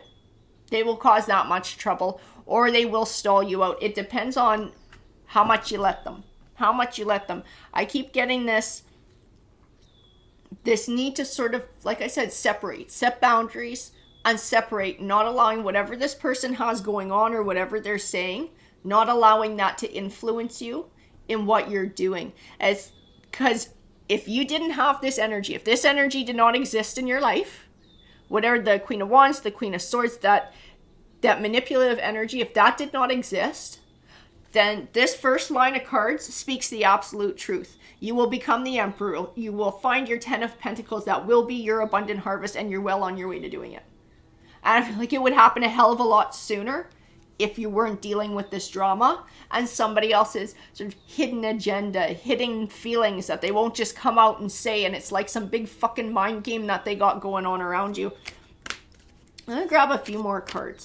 Because tarot, what else does Scorpio need to know about this? King of Swords. Yeah, on the Justice card. Don't be afraid to speak your truth. Don't be afraid to protect your wheel of fortune, which is this journey that you're on, which is taking you to financial success. Do not be afraid to protect that from any outside force that is trying to give you bad advice or have a negative impact on you. I keep getting this, move forward, do what's right for you. And I think this Hierophant is telling you the same fucking thing. I don't know who this Hierophant is in your life, if this is a family member or just a buddy or who they are, but they're speaking the truth. They're speaking some wisdom and saying, somebody's trying to hold you back. Somebody's got ulterior motives. Look after yourself. That's the words I get. Look after yourself. This is very important message that person is telling you. That is a whole lot of wisdom. Look after yourself. Don't let drama and other people's drama hold you back from your path. Don't let them hold you back from finding success. Justice, 8 of Cups. Judgment. You will have a judgment to make. You will have a choice to make as to how much you're going to let this person affect your life. Like I said, if this is a current relationship, maybe it won't be forever. If this is somebody from the past, it might be sort of cutting back on communication, or depending on what your situation is, maybe you're co-parenting, so you still have to have contact with them, but not allowing them to have an opinion on what's going on in your life, and maybe not telling them as much about what's going on in your life. You know, because you don't need the negativity. You don't. You have a great gig going on here. Whatever it is you're after, it is destined to end in success as long as you keep chasing it and you keep working at it. The 3 of Pentacles, I think you know it's going to work out. And I think there's an opportunity that's trying to come through. That's going to be like the next step. The next step. This is where a lot of this conflict is coming from, because I think this opportunity ties into a choice. I get pulled back to look at the 7 of Cups. Whatever this choice is, this person's discouraging you from making it, or trying to stall you long enough so that the opportunity disappears, or get you to make the wrong choice. This Hierophant's got your best interests at heart. That person does. Not whoever the 2 Queen cards represent. They have ulterior motives and they're willing to use words to manipulate. I wouldn't listen to whatever the fuck it is they're trying to tell you or advice they're trying to give you. I'd take some time and some space for yourself to cut out all the emotional shit, set all the emotional crap aside, and focus on the facts of your journey and look at things from that perspective, because the Fool card tells me a new perspective is what's going to help you to find this opportunity. Is what's going to help you to take this next step forward. The 3 of Pentacles, starting to see the fruits of your labor. This opportunity is part of that. It's another step forward. Whatever it is that you're trying to make a decision about, it's something that's trying to help you further your goal. And trust your intuition in what choice to make too. Okay? Don't allow other people's drama and emotions and BS and whatever their advice is come into play. Separate yourself and take some time for yourself to just sit alone, to think about it, and to trust your intuition as to which way you need to go with this. I think that's a big part here. That Tower, I told you right at the beginning, it is a warning. Allowing other people's crap to hold you back, that's the warning. It will hold you back. It'll hold back your journey. I don't know that it'll stall it altogether or stop it, but it'll be a big fucking hindrance. Huge hindrance, because you are trying to build for the future. That is your goal. The 4 of Wands, stability, building for the future. The 10 of Pentacles, an abundant harvest. The Star card is your clarity. And I'll tell you what I notice most about this card. There's one figure in it. This is you. This is taking time by yourself to find your own clarity outside of other people. Outside of other people. You will know, your intuition will tell you what you're supposed to do. You're a water sign, so you're a little bit more intuitive than some people. Tap into that intuition. You're going to have that gut feeling of which way you're supposed to go in this, and trust it. because you've been putting in the good work. You've been putting in all that hard work. That is your good karma that you've been sending out there. And whatever this thing is, this opportunity that you're having to make a choice about, that is good karma coming back to you. That is your reward coming back to you, trying to come back to you, but you have to recognize it and choose it. Allow your intuition to recognize it and to help guide you in this journey. And don't let anybody else's BS hang you up. Absolutely. Take care, guys. Hey, Pisces. So this is your read. We're going to ask the tarot tokens. We're going to ask the tarot cards. What does Pisces need to know about karma?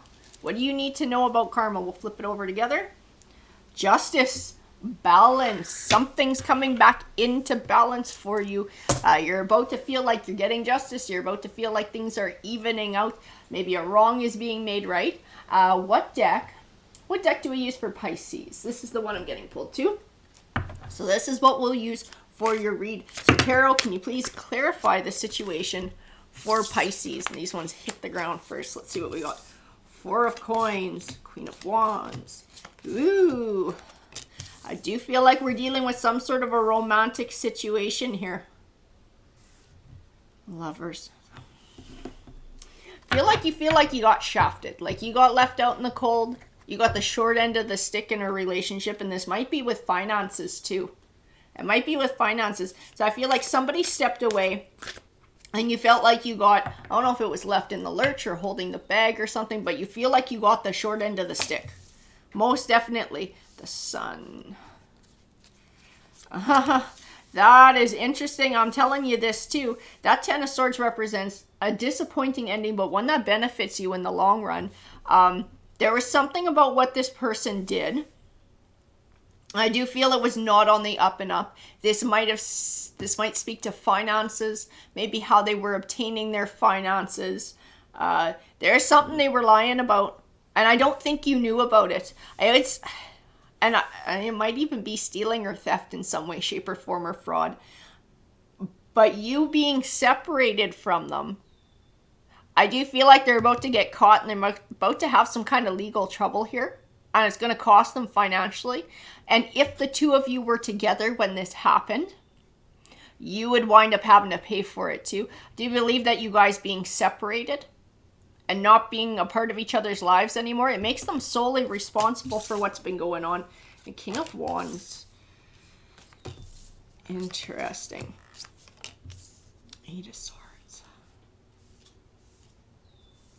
This person was worried a lot about money. Money, making money, having lots of money, obtaining lots of money. I don't think they had a lot of scruples about where they got it from.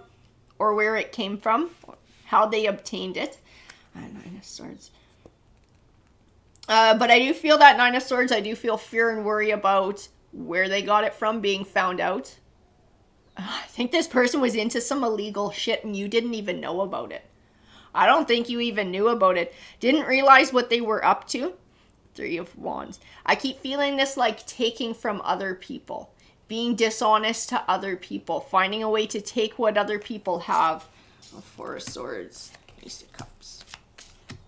But I don't feel like you were aware of it. I don't feel like this was really a part of your life. So to you, this was somebody who you had a relationship with. This was somebody who had a job. Or you believed they had a job that was on the up and up. I feel like you felt like you came second to money.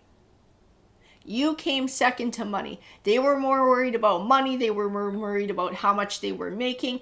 They were cheap as fuck too. They did not want to spend it on you. So even if your freaking car broke down and you absolutely needed it fixed and couldn't afford it and it would like cost you your job or something like that, if you couldn't get to work, like they would not give you the money to fix your car. They just would, like this person was super fucking tight-fisted. And I don't know if they presented to you like they wouldn't have the money to lend you. They sure did. This person has a fucking cache of money squirreled away. This person has a shit ton of money. They've been actively working at whatever this thieving is, this stealing is, whatever this thing that they've got going on. They've been working at it for a while. They have a stockpile of money that they should not have. It does not rightfully belong to them. and they sit on it. They're sitting on it like fucking dragon's treasure, like hoarding it. I do feel like they spend some of it on themselves. Like they have nice clothes or they'll have some nice things. They do not spend it on others. They do not want to spend it on others. This person's very greedy. And I keep feeling this. Feel like I came second to money. Feel like when we parted ways, I got left like financially in the shit. And this person just took off and they didn't care. I keep feeling like they didn't care. They never cared. That this is how you feel, that they never really cared. They were more interested in their pocketbook and how much money they had in their wallet than who they had in their life. Like that was always more important than relationships. You're going to be learning a little bit more about this person in the next little while. That's what this justice is about. Somehow you're going to hear about this. I don't know if this is through the grapevine, you guys still run in the same circles, or if you're going to see it on the news. It's going to wind up being on TV or on the internet or something. This person is about to be held accountable for the Seven of Swords that they've been doing. For the stealing, for taking money from others. That little cash that they have is about to be found out. They are going to be found out and they will have to be held accountable. And you're going to be like, oh my God, I never knew. I had no idea this person was up to this entire time that we were together. And that would explain why when I ask them about certain things, they tell me to mind my own business, or they get really defensive, or they kind of be an asshole about it to discourage me. And they didn't want to talk about it. Now it makes sense because they shouldn't have been fucking doing it to begin with. This was illegal. Whatever this person was doing was illegal. The Emperor, the Hierophant. Interesting. I feel like you're going to feel like it was a blessing that the two of you are not together. Because I keep getting this vibe that if this relationship had not ended, when this person gets found out about how they were obtaining this money, their Seven of Swords gets revealed, you would have got dragged down with them, or they would have blamed it on you. Because this is not somebody who likes to take responsibility for their own shit. The world, in the world card I see, sometimes we're blessed with the things that don't work out. I do feel like this was a blessing in disguise for you. And sort of saving you from what this person is going through. The Magician card. Because this person was good at lying. They were good at manipulating. They were good at hiding shit. The Nine of Coins.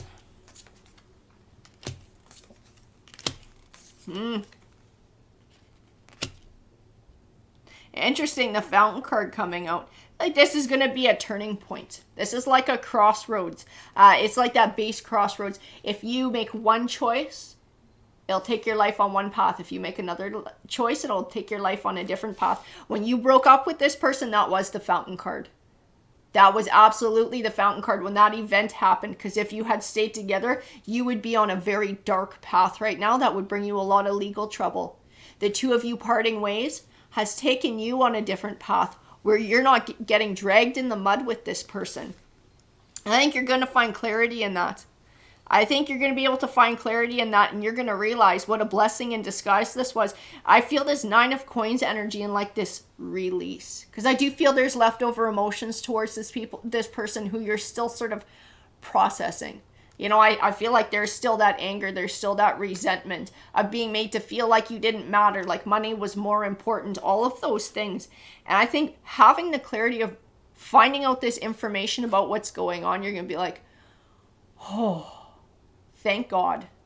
Thank God I'm not tangled up in that. Thank God this happened. Thank God that they spared me that we parted ways. And that I don't have to deal with that. They are solely responsible. Because I think you know that they would probably blame you or try and drag you into it in some way, shape, or form. Or hide shit in your name without you knowing. Four of Cups, Knight of Wands. That person was a game player. And that person was a liar. Absolutely. And that's something that they're going to have to answer for. Like this Justice coin. They created that bad karma situation. They created it by hurting all those other people who they stole from. And justice will be done. And karma will bring things into balance. That person will have to pay a price. You can't walk away from that kind of karma. Hermit card. Three of Coins. On the Three of Swords. The Three of Coins is funny because usually it represents starting to see the fruits of your labor. It does mean that, but not in a very positive way. And for this person, this is what this person was working towards. They were doing illegal things. They were harming other people out of greed to benefit themselves. Eventually, this was going to happen. Eventually, this was going to pay off in this way that they would have to be held accountable. The Three of Swords. I think you're finally, when this plays out, I feel like you're going to be able to finally separate yourself from the heartbreak that surrounds this relationship. Because like I said, I still feel it lingering. The resentment about being treated like you were less than, or you weren't as important as money. I feel like this is going to give you a certain amount of clarity that lets you finally let go. It is good news. It is good news to you that I don't think it's like wish fulfillment like the Nine of Cups, but it's good news because it helps you to release things. It helps you to find perspective. It helps you to bring some clarity. The Three of Cups, happiness and celebration. You know what? And it moves you into this Empress energy. And this Empress energy is all about healing and personal growth. And that is being able to let go of these emotions from the past. It is being able to step forward into a new future. It is being able to trust in karma and justice in the universe, and that everything will be made right in the end. The High Priestess, she is fucking watching. This is karma. This is the universe. This has to do with this justice coin. This is a figure who is much bigger than any of us, who is watching. I also feel her watching you, which is odd enough. So I do feel like this journey you're going through is maybe more important than you realize, which might be why the Fountain card popped up too. And when you're able to finally release all of this and move into this Empress energy, embrace healing and looking forward, there might be much bigger rewards than you realize. I have the Ten of Cups here that popped out. It is happiness and abundance in the home life. Nine of Wands, Two of Coins. I do see emotional balance. So I do see that you will receive rewards of being able to process the emotions, sort of let them go and find happiness and balance again. But I feel like there's something, okay. I feel like there's something else. And then I pulled the Moon card and I have the King of Cups, which is a new love. You do have a new love in your future. But this new love can't come. It can't show up until the rest of this gets dealt with. And I do feel like once you're able to do that and release, that's when you're going to have a new love step forward. The cards, I have the Moon card here, so it will not tell me when. And it will not tell me who. But it says you do have a new love in your future who will step forward. After all of this is played out, after you've been able to release, after you've been able to find balance and to start to look forward. And that's what karma's doing for you, that High Priestess. That's why she's keeping an eye on you. She wants to bring somebody new into your future. But this process has to go through so that you can do your part and you can release the past, which makes space for something new to come forward. A new love, very interesting. You guys got a pretty darn good read. Alrighty, Pisces, take care. Hey, Capricorn, so this is going to be your read. And we're going to ask the tarot coins, the tarot cards, what message does Capricorn need to hear about karma? What message do Cappies need to hear about karma? What's going on? Flip coin over together. Interesting. The Empress, personal growth, nurturing, higher vibrational. What deck for Capricorn? This is the one that's calling to me for your read. So I want to know what that Empress coin means. Ooh, and I had a few pop out right away. I had the Three of Cups and the Knight of Swords. I don't know. I see charging in with some kind of truth. I see having to put somebody in their place. I feel like those cards need to pop out too. But we're going to use the ones that hit the deck first. And there's the Empress herself again, popping out. I think you're taking charge. I think you are taking charge of a situation where somebody's maybe not being upfront. Somebody's holding some shit back. I feel you getting very assertive with the truth. Three of Pentacles. There's something you suspect is going on. And you would like some clarity on it. I do feel like you want clarity. I don't know if this has to do with you making a choice or wanting somebody else to make a choice. The Fool card. And the Eight of Cups. I feel like a choice needs to be made. This does reflect some sort of a relationship. I'm not sure yet if this is romance or if this has to do with a friendship, a family member, but it does have to do with another person and another person's energy and making a choice. I feel like you've been breadcrumbed for a certain amount of time. Like somebody's not feeding you the whole truth, or somebody's not committing 100%. They're holding back. They're holding something back. You said, I keep feeling like suspicions, especially with the Three of Pentacles, like wondering what somebody's up to, wondering what somebody's thinking, how somebody's feeling. The Seven of Wands, somebody's really defensive when you ask them about it too. When you ask them about whatever this thing is, and if this is romance, this might be about a third party that you suspect something's going on, and this person gets defensive. This person is a game player. Whoever you're dealing with is a game player. They are this King of Wands. They're not being honest. They're not being upfront, and that's part of why they're getting so damn defensive. It's because they don't want you to find out what the truth is. The Justice card on the Queen of Swords. Very interesting. Feel like you want the truth. No matter what the truth is, you want it. And I don't feel like you're going to settle for anything less. I feel like they've been trying to put you off for a while. I feel like you just had enough. You've had enough. There's something up here. There's something not right. Your intuition is telling you that something's going on here. And I feel like you're going to press this person until they tell you what the fuck is going on. They are trying to lie. Looking at the Magician here. They're trying to lie. They're trying to manipulate. But some of their lies don't make sense. And they're going back on some of them. Like they can't remember what they said one time. And they wind up saying things that are contradictory. This is adding to your suspicions too. And this is adding to sort of that feeling that something's fucking wrong. Something's not right. The Eight of Swords. It's like... they're trying to trap you in this Eight of Swords. They're trying to come up with this big circle of lies to trap you in so you don't know what's what and you stay confused and you stay put. This person wants to keep you. They want to keep you stuck. But there's someone else. There is someone else. There is some other third party here who they're harboring. I don't know if this third party knows about you. Or if this third party honestly thinks they're dating someone who's single. Because you're dealing with a game player and you're dealing with a liar. So right away, I wouldn't jump down the throat of that third party. Because I don't think they necessarily know what the fuck is going on. This King of Swords. This person's good at lying. They're very good at lying. Not just in romantic relationships. I feel like they do it in a lot of relationships. I feel like they lie at work a lot too. This person's just kind of a liar. They don't like to take responsibility for the truth.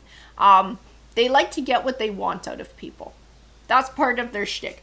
And it's like in all aspects. This is with romance, with family, friends, definitely at work. This person likes to tell whatever they have to tell to get the truth. I'm going to tell you this too. I think this person uses fear against you, like fear of breaking up with you. Like when you confront them, and you're like, what the fuck is going on? They're like, well, if you don't trust me, I'm leaving you. I feel like this is part of what they might say too, as like a threat to scare you into not confronting them anymore, sort of letting it go or letting it lie. Like trying to use fear. Trying to use fear. The Ten of Wands and the Page of Pentacles. I don't know. I see in these cards... I feel that you're sick of this shit. I feel that you're sick of the lies. You're sick of whatever the fuck is going on, that you can feel something's happening behind the scenes. You don't find it acceptable. You know your self-worth. You know you deserve better than that. You're not going to put up with a liar and you're not going to put up with a cheater. And I see like offering someone the door. That's what I see in the Page of Pentacles, the Ten of Wands. Offering someone the door. Like pack your shit and get out. If you're not going to treat me like the way that I deserve, if you're going to be dishonest, if you're going to lie, you're not welcome to stay around here. You're not welcome to stay. Pack your things and leave. If you're going to be dishonest. So what we got? Ten of Cups. Eight of Wands. I think then, interesting. I think if you take that approach, then this person's going to do a complete 180. And you're going to get a much softer side. You're not going to get this shadow side, this Three of Swords, this threatening heartache. Instead, you're going to get communication that's like, I love you. You're my soulmate. I'm committed to you. I see my future with you. Because they're trying to backpedal. This person wants to keep you in their life. But they would like to keep somebody else too. They like to have somebody on the side. This Queen of Cups. When I try and delve into this Queen of Cups and who this person is, I see the words third party and I see the words ignorant, oblivious. I don't feel like this person knows about you. I don't feel like this person knows you exist. To this person, I think they believe they're dating somebody who's single and available. I don't think they understand that they've been made a third party, because I don't think they'd be very pleased about it. I feel that would cause a lot of sadness and cause a lot of heartache for them, because they're unaware. This is not something that they would choose to do. They would not choose to go stick their nose in somebody else's relationship. They don't want somebody else's partner. They just want an exclusive relationship themselves. So they would feel very much cheated on, very much betrayed as well. The Emperor. See, this person just wants to have it all. They do. They want this home life with you. They want this stability with you. But they want to go have a lover on their side. So they're worried about how they're going to keep their abundant harvest and how they're going to juggle two people. And this person uses a lot of lies and deceit to do it. Ace of Cups. They might tell you, I want a fresh start with you. I want a new beginning. I want a future together. It's not true. It's not true. They want more of the same cycle. This is a cycle. And this person will keep doing this to you as long as you allow it. And I think you know that because you're coming forward like the Empress. So I think you're well aware that this is sort of your choice, which way this goes, what direction it goes in. I do have this Six of Swords. So moving away from this energy, severing ties from this energy. This is not going to give you the Ten of Cups, the Ten of Pentacles, the kind of love, family life, soulmate connection that you're looking for. Because this person's very selfish and low vibrational that you're dealing with. The World card. That's why it's coming forward like karma. The World card is representing that you being able to make these choices like an Empress. To stand up for yourself, knowing your self-worth. It actually changes your wheel of fortune. It changes the direction your life is going in. It changes your path. And it sort of points you in the direction of positivity. It points you in the direction of things that should be in your life. Positive relationships. People who will respect you, because it gets rid of the baggage and it gets rid of the riffraff along the way so that nobody's dragging you down and nobody's weighing on you like an anchor. That Temperance card. And balance between emotion and logic. And that's something that you've been working on in this, because I know emotions are invested in whoever this person is. It's something that you've wanted to make work, but you're not allowing those emotions to keep you in a toxic relationship. You're allowing that logical side of yourself to step up and be like, okay, this is not working for me, and even though my heart desires this to be a certain way, I need to recognize the way that it actually is and make my choice based on that. And that is part of being a higher vibrational person. You know? So kudos to you for being able to recognize that. Not everybody can do that. Nine of Swords.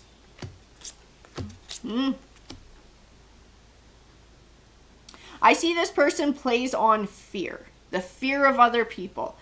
Trying to make people feel like they're not worthy. They're not worthy of love. There's little things that they do to try and keep people stuck to them. Because if people like you, like this Empress energy, recognize their worth, they're not going to put up with this person's crap. Absolutely not going to put up with this person's crap. So they're trying to keep you from seeing that. They're trying to keep you from temperance. They're trying to keep you from balance. I do have the Death card here, which represents closing the door on one chapter and beginning a new one. So I do feel an ending here. I do feel a change. The High Priestess, she keeps showing up in a lot of my reads. She is like karma. I have the Page of Swords.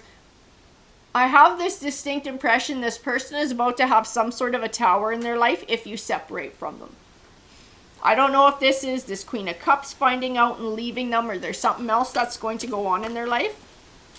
But I get like an ominous feeling when I try and reach into their future and what's coming. Because we are talking about karma. So I'm trying to figure out where it's coming from, what it's going to look like, and who it's going to. When I reach into their future, I feel like something bad's on the horizon. I feel like something's coming their way. Something that's going to bring some emotional heartache. The Ace of Wands. Yeah, their lying and cheating cycles are pushing people away. It's pushing you away, and you're somebody who could have been a very good catch for this person. You're an Empress. right? You're an empress. And the thing about an empress too is an empress is always going to attract attention. You're always going to attract attention. And it's just sometimes you wind up attracting in like the game players, you know, the game players. So it's kind of up to you to be able to recognize that and to be able to send certain people packing and then just pick and choose which relationships you want to allow in your life and you want to nurture. The Moon card. There's something unknown coming in the future here. It is for this person. It is for this person. It is based on their choices. It's a path they don't know that they've chosen. It's like it has a predestined place where it's going to wind up. I don't know if they're going to get somebody pregnant or there's something bad coming. It's some sort of not very nice karma, but they're taking themselves to it. I wish I could define it for you because I'd love to say what it is. Choices. Queen of Wands. And then for you, I just see options. Strength of character. I feel like you're going to have a chance to meet your soulmate. Sometime after this, you're going to have a chance to welcome in a true emperor, to welcome in somebody who is worthy of being in your life. I feel like when this person winds up in the shit, whatever this is that's coming their way, that the cards won't tell me what it is, but they allow me that feeling of darkness, so I know it's something negative. I feel like they're going to look back on their time with you, and they're going to have a hell of a lot of regret, and wish that they would have stuck it out with you. I wish that they would have been different and wish that they wouldn't have lied and they wouldn't have cheated and they would have appreciated you for who they are. So I'm not entirely sure what it is, what this trigger is, this tower is, this negative event that they're going to be experiencing. But they're sure as shit going to be looking back at what happened with you and feeling a lot of regret. And I do feel like that is in part their karma as well. As being able to have that regret, being able to see what they left behind and being able to know that they will never again be able to come back to that. That piece of their life is over and they were the ones that ruined it. And for you, I know there will be somebody in your future who will match you. As long as you can stay in this Empress energy and own your self-worth, you will find somebody who recognizes that as well and who's willing to love and appreciate you and treat you the way that you deserve. Alrighty guys, take care. Hey Virgo, welcome guys. So this is going to be your read. We'll grab you a tarot token to begin with. We're going to ask, what does Virgo need to know about karma? What does Virgo need to know about karma? So we'll flip them over. A star, that is a good coin to get. It does represent clarity. It represents hope. It represents focus on a goal. So which deck of cards goes to Virgo? This is the deck that I'm getting called to for your read. So let's go ahead and ask tarot. Whew, can you clarify this coin and the message about karma for Virgo? So we're going to flip it over the way that it fell to. The King of Swords. And he did come out upright. King of Swords. Interesting. Truth is the word that I'm being told. Truth. Truth. The Hangman. Page of Swords. Empress. Queen of Swords. Ooh, a truth is about to come out. Clarity is about to be found out. A truth is coming forward. The Ten of Swords. So the Ten of Swords tends to be a disappointing ending, but one that benefits you in the long run. So sometimes this is like blessed by what we don't get. Blessed by what we don't get.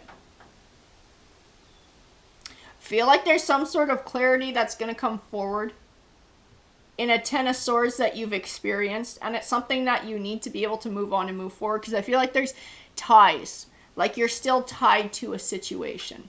You haven't gotten the clarity that you needed. You haven't been able to hear what you needed to hear to finally sever those ties and heal and let go. The Empress is about growth, personal growth, evolution, healing, and I feel like you've been a little bit stuck in some aspect, like haven't fully been able to let go. This Queen of Swords is another person though, and this is the one who's going to be communicating with you. I think this is something that you need to hear. Whatever this is something that you need to hear to be able to bring balance. Page of Cups. Whoa. Interesting. It's very interesting. When I tell you what I'm being told by my spirit guides, what these cards are representing, this person's pregnant. Okay, there's a pregnancy with that Queen of Swords, with that separation. It has nothing to do with you. It has nothing to do with you. This is not your child. This is not a child that you're going to be related to. You're not the one who's pregnant. This is this person who stepped away from you. There is a pregnancy in that person's situation. And I don't think they know who. I think there's like question on who the father is. I think there's a lot of question on who the father is with this person. This person has lied. And I do feel like this person has gotten around quite a bit. I know that's not very nice to say, but I do feel like that's the truth of it. And now there's this pregnancy. I do feel like somebody's flipping out, because now they have this pregnancy here. I keep feeling like dodged a bullet. When I look at this Eight of Cups, dodged a bullet. Dodged a bullet. I don't know if they were trying to say, like, I don't know if this person's going to come back and try and say that this is yours, or if they're going to come back and be like, I don't know if this is yours. Can we do a paternity test kind of thing? Like, I don't think they know who the other parent is. I don't think they're aware. Somebody's not aware. The Ace of Swords. Whew, conflict, drama. This person, like, wherever they go, this Ten of Swords is fucking right. This person, wherever they go, they create drama. They are drama. They are moving, walking drama. Oh my goodness. And I'm going to tell you this too. If you are a male and this read is resonating with you, this female who you left while the two of you were together was actively trying to get pregnant to rope you into a marriage. Okay, it still doesn't mean the baby would have been yours, because I do feel like this person gets around a lot. This person is a game player. This person is sort of selfish. They're driven by their passions. I think they were just trying to get pregnant by somebody so they could get married. They were looking to just get somebody on the hook. This was their deal. This is why they kind of slept around a lot. This is why they did a lot of lying. They were looking to rope somebody into marriage. They were looking to trap somebody. I think you dodged a freaking bullet, because this person is no partner. This person is not marriage material. I keep getting selfish, low vibrational, doesn't care about the feelings of others, superficial. They're a very superficial person. So like money matters to them, having nice clothes, having nice car, having a nice place to live. They don't really want to work either. That's been kind of their end goal, is to be like kept. They want to be kept. Like my husband called them like poodles. Somebody who just wants to be kept and they just want to look fancy, but they don't want to have to do no work to be able to do any of that. This person wants to be a poodle. They want to be somebody's poodle and just look good and spend someone else's money. Trying to go after someone rich, or someone who they perceive as rich. I actually, when I look at the King of Pentacles, I do see the word you. I do feel like this is how they viewed you. They viewed you as financial stability, and they viewed you as money. You were somebody who could give them money. So you feel like they tried to get pregnant when they were with you. They were actively trying to get pregnant. They were actively trying to rope you into some sort of a relationship. They did find somebody who they could tie in with that. They did find somebody who they were able to make that connection with. I don't think it's that person's kid though. Oh my God, I don't even like saying this, but this is what the cards are telling me. It's what my spirit guides are telling me. That whoever they're duping into marrying them and making that deeper commitment, it's not actually that person's kid either. And in truth, they don't know whose kid it is. They don't know who they actually got pregnant by, because they're sneaking around a lot. This person was doing a lot of sneaking around. Like it could be multiple people. They were juggling lots of lovers. A lot of lovers looking for just to get pregnant. And then trying to pin it on somebody. Whoever they thought was most financially stable. And whoever they maybe think it is, that's who they're going for. That's who they're going for. The Death card. Oh yeah. Whoo, you dodged a bullet here. That Wheel of Fortune. I think it's going to make you look at this heartbreak in a new way. Because there was some unfinished business here. I don't know. I'm going to ask the cards more and keep delving into it. I'm not entirely sure what it is that still sort of energetically tied you to this person until you find this news out. There's something here where you still felt emotion, where you still felt like you caught the bad end of the stick, or like this person was very cruel to you or whatever it was, and you might have found out that they were cheating as well and sort of never quite got over that, or really been struggling with letting it go and moving on and moving forward. Being able to find this clarity and define what their motives were, that's going to be like a weight off your shoulders. It absolutely is going to be a weight off your shoulders. It is this wheel of fortune that is helping you to separate from this heartbreak. It's helping you to leave this shit in the past and just look forward. That's interesting too. Happiness and celebration, the Three of Cups. The Three of Cups. I'm going to grab a few more because I want to see where that Hierophant sits in all of this too. I want to know what that Hierophant's all about in this read. And this guy fell sideways. So we're going to flip it over and see what was sideways. Five of Cups. So the Five of Cups is this dwelling on the past. So much so that you can't see opportunity that may be in front of you. I feel like that's about to come to an end. I feel like that's why it came out sideways. It did not come out upright. Because it's about to change. It is about to change in your life, but it changes when this news comes forward. It changes when you find out this clarity. That's what helps to bring this swift change and sort of your way out of this Eight of Swords. This way out of thinking about the past, this way out of worrying about what happened, this way out of being hurt by what this person did. You're actually going to be fucking grateful because it was the thing that ended the relationship. And so it actually saved you from some other poor sucker is getting stuck for right now. It saved you from that whole situation. Justice. Balance. Interesting. I do see things coming back into balance. The Sun card.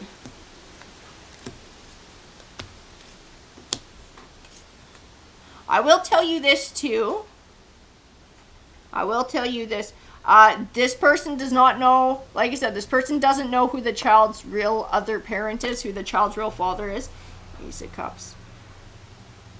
So they've picked out their lover who had the most money and who has the most to give, and that's who they've gone to and said it's your baby. Okay, that doesn't necessarily mean it's that person's baby. I don't think it is, but that's who they've gone to. That's who they've gone to. Page of Wands, Ten of Cups, because they're looking for financial security. This is not going to work out the way that they hope either. Feel bad for the kid. I always feel bad when there's children involved because they don't do nothing to deserve any of this. I do feel like that person is somehow going to discover whether they do a paternity test or whether the baby just looks absolutely different from them in a very obvious way that it shouldn't. I do feel like they're going to be able to discover the truth about the situation. This is not going to work out the way this person hoped it would. They're not going to get the end result. They're not going to be the poodle like they want. They're not going to be that kept person just spending everybody else's money. I think it's going to end extremely poorly for them. The Chariot card. And I think they're going to get sent packing. Their life is about to get really fucking hard. Really hard in the next little while. The next probably year. This person's not going to have a very good time. Breadcrumbing. I think they're going to have to rely on the kindness of others. And the generosity of others. Even in a Chariot card, I felt like traveling. Like I think they're going to have to move home and try and move back in with their parents. Because I don't think they make any of their own money. So I don't see them being able to look after themselves. And once they're outed and they have this little one to look after, I think they're going to be looking for charity from people. They're going to be looking for charity. They haven't changed though. Like sometimes, you know, people live in kind of like an immature way when you're young and it's just yourself to look out for. And then, you know, a baby comes along and somebody's like, well, fuck, well, I guess I better grow up now. And some people do. You know, let's face it, some people do grow up when that happens. I don't feel that in the cards here. I feel wanting to slough the child off on somebody else, trying to slough off the responsibility, still wanting the money, still wanting to go out and live that single lifestyle, still wanting to have multiple partners, wear nice clothes, be looked after financially. I don't feel like this was a wake-up call for this person either. You dodged a bullet with this one. You absolutely dodged a bullet with this one. This person's very low vibrational and very manipulative. And I do believe that their life is about to get very hard in the next year, maybe in the next 2 years. And it is because of their choices that they've made. It is absolutely because of their choices that they made. Because they're trying to use people. And nobody wants to get used. Nobody wants to get used. And the thing is, you were somebody who was looking for a soulmate connection. You were looking for an equal partner. You were looking for somebody to build with. And if this person had been honest, if they had had integrity, if they had had that loyalty, and they had worked to build a relationship with you, you would have been in it for a long haul. And eventually, if children would have came, you would have stepped up to the plate to do your part and be a parent. But that's not what they chose. Right? They made choices that led them down this path. They made choices that put other people in bad places. They chose to be disrespectful and to dishonor those that they were with. Oh yeah. Six of Swords, severing ties, walking away. I think they're going to try and revisit other lovers too, ones that probably weren't quite as good of an option as that Emperor. I don't know if you're going to hear from this person again. I don't know about that. I don't necessarily see it in the cards, but I don't not see it in the cards too. Okay? I think they're going to be making their rounds, looking for handouts, looking for charity, looking to get back into people's good graces. I don't feel the energy of the child. This might sound really mean. I feel like they're going to try and just dump the kids on someone in their family, like their parents or grandparents or cousins or something like that, and then they're just going to leave. I feel like they're going to abandon their child and come back to what they were doing. This, like I said, this person doesn't grow up. This person stays pretty low vibrational. The Two of Swords, a Strength card, and Temperance. I see for you, this is a blessing in disguise. I see for you, when you find out what happened here, this is like the thing that you needed to be able to sever ties with what happened in the past with this person that you were dealing with. Being able to let go of all of this, maybe letting go of anger too. Letting go of resentment. And just that feeling of being blessed that this didn't work out. And that you were saved from a huge fucking mess.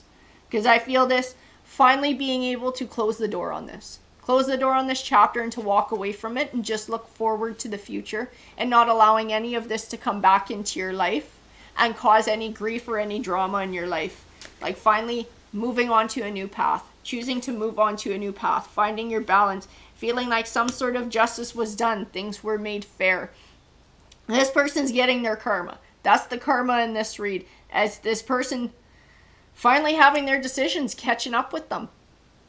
Finally having it catch up with them and having it work out not the way that they were hoping. And showing you that by being a good person and by separating from this energy and looking after yourself, looking after your own needs was the best thing that you could possibly do. Because like I said, you saved yourself from a world of trouble with this person. Absolutely. Have a great day. Hey Taurus, welcome guys. Let's go ahead and start with your read. So it's your turn here to find out about karma. What does Taurus need to know about karma? What do you need to know about karma? So we'll flip the coin over together.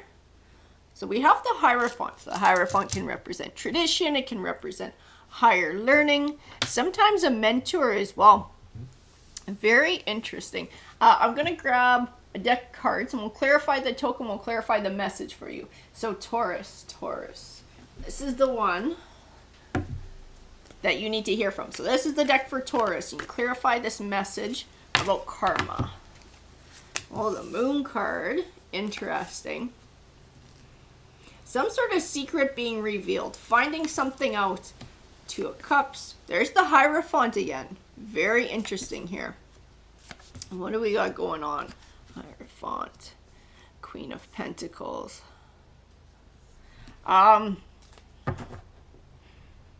Keep getting education. I don't know if you're going back to school or if this just has to do with learning something. I want to know who that Two of Cups is. What's the clarity? What's the Four of Pentacles holding back? I want to know a little bit more about this message, Tarot. Can you clarify this message for Taurus? What does Taurus have going on here? Ooh, there we go. I'm going to start with these guys that came out sideways. Judgment and Justice. So they came out sideways. They didn't know which way they wanted to go yet. I don't know if you're struggling with making a choice and not sure about maybe doing the right thing or what the right thing is for you. And you might even be seeking advice, and that's why this Hierophant showed up, seeking advice.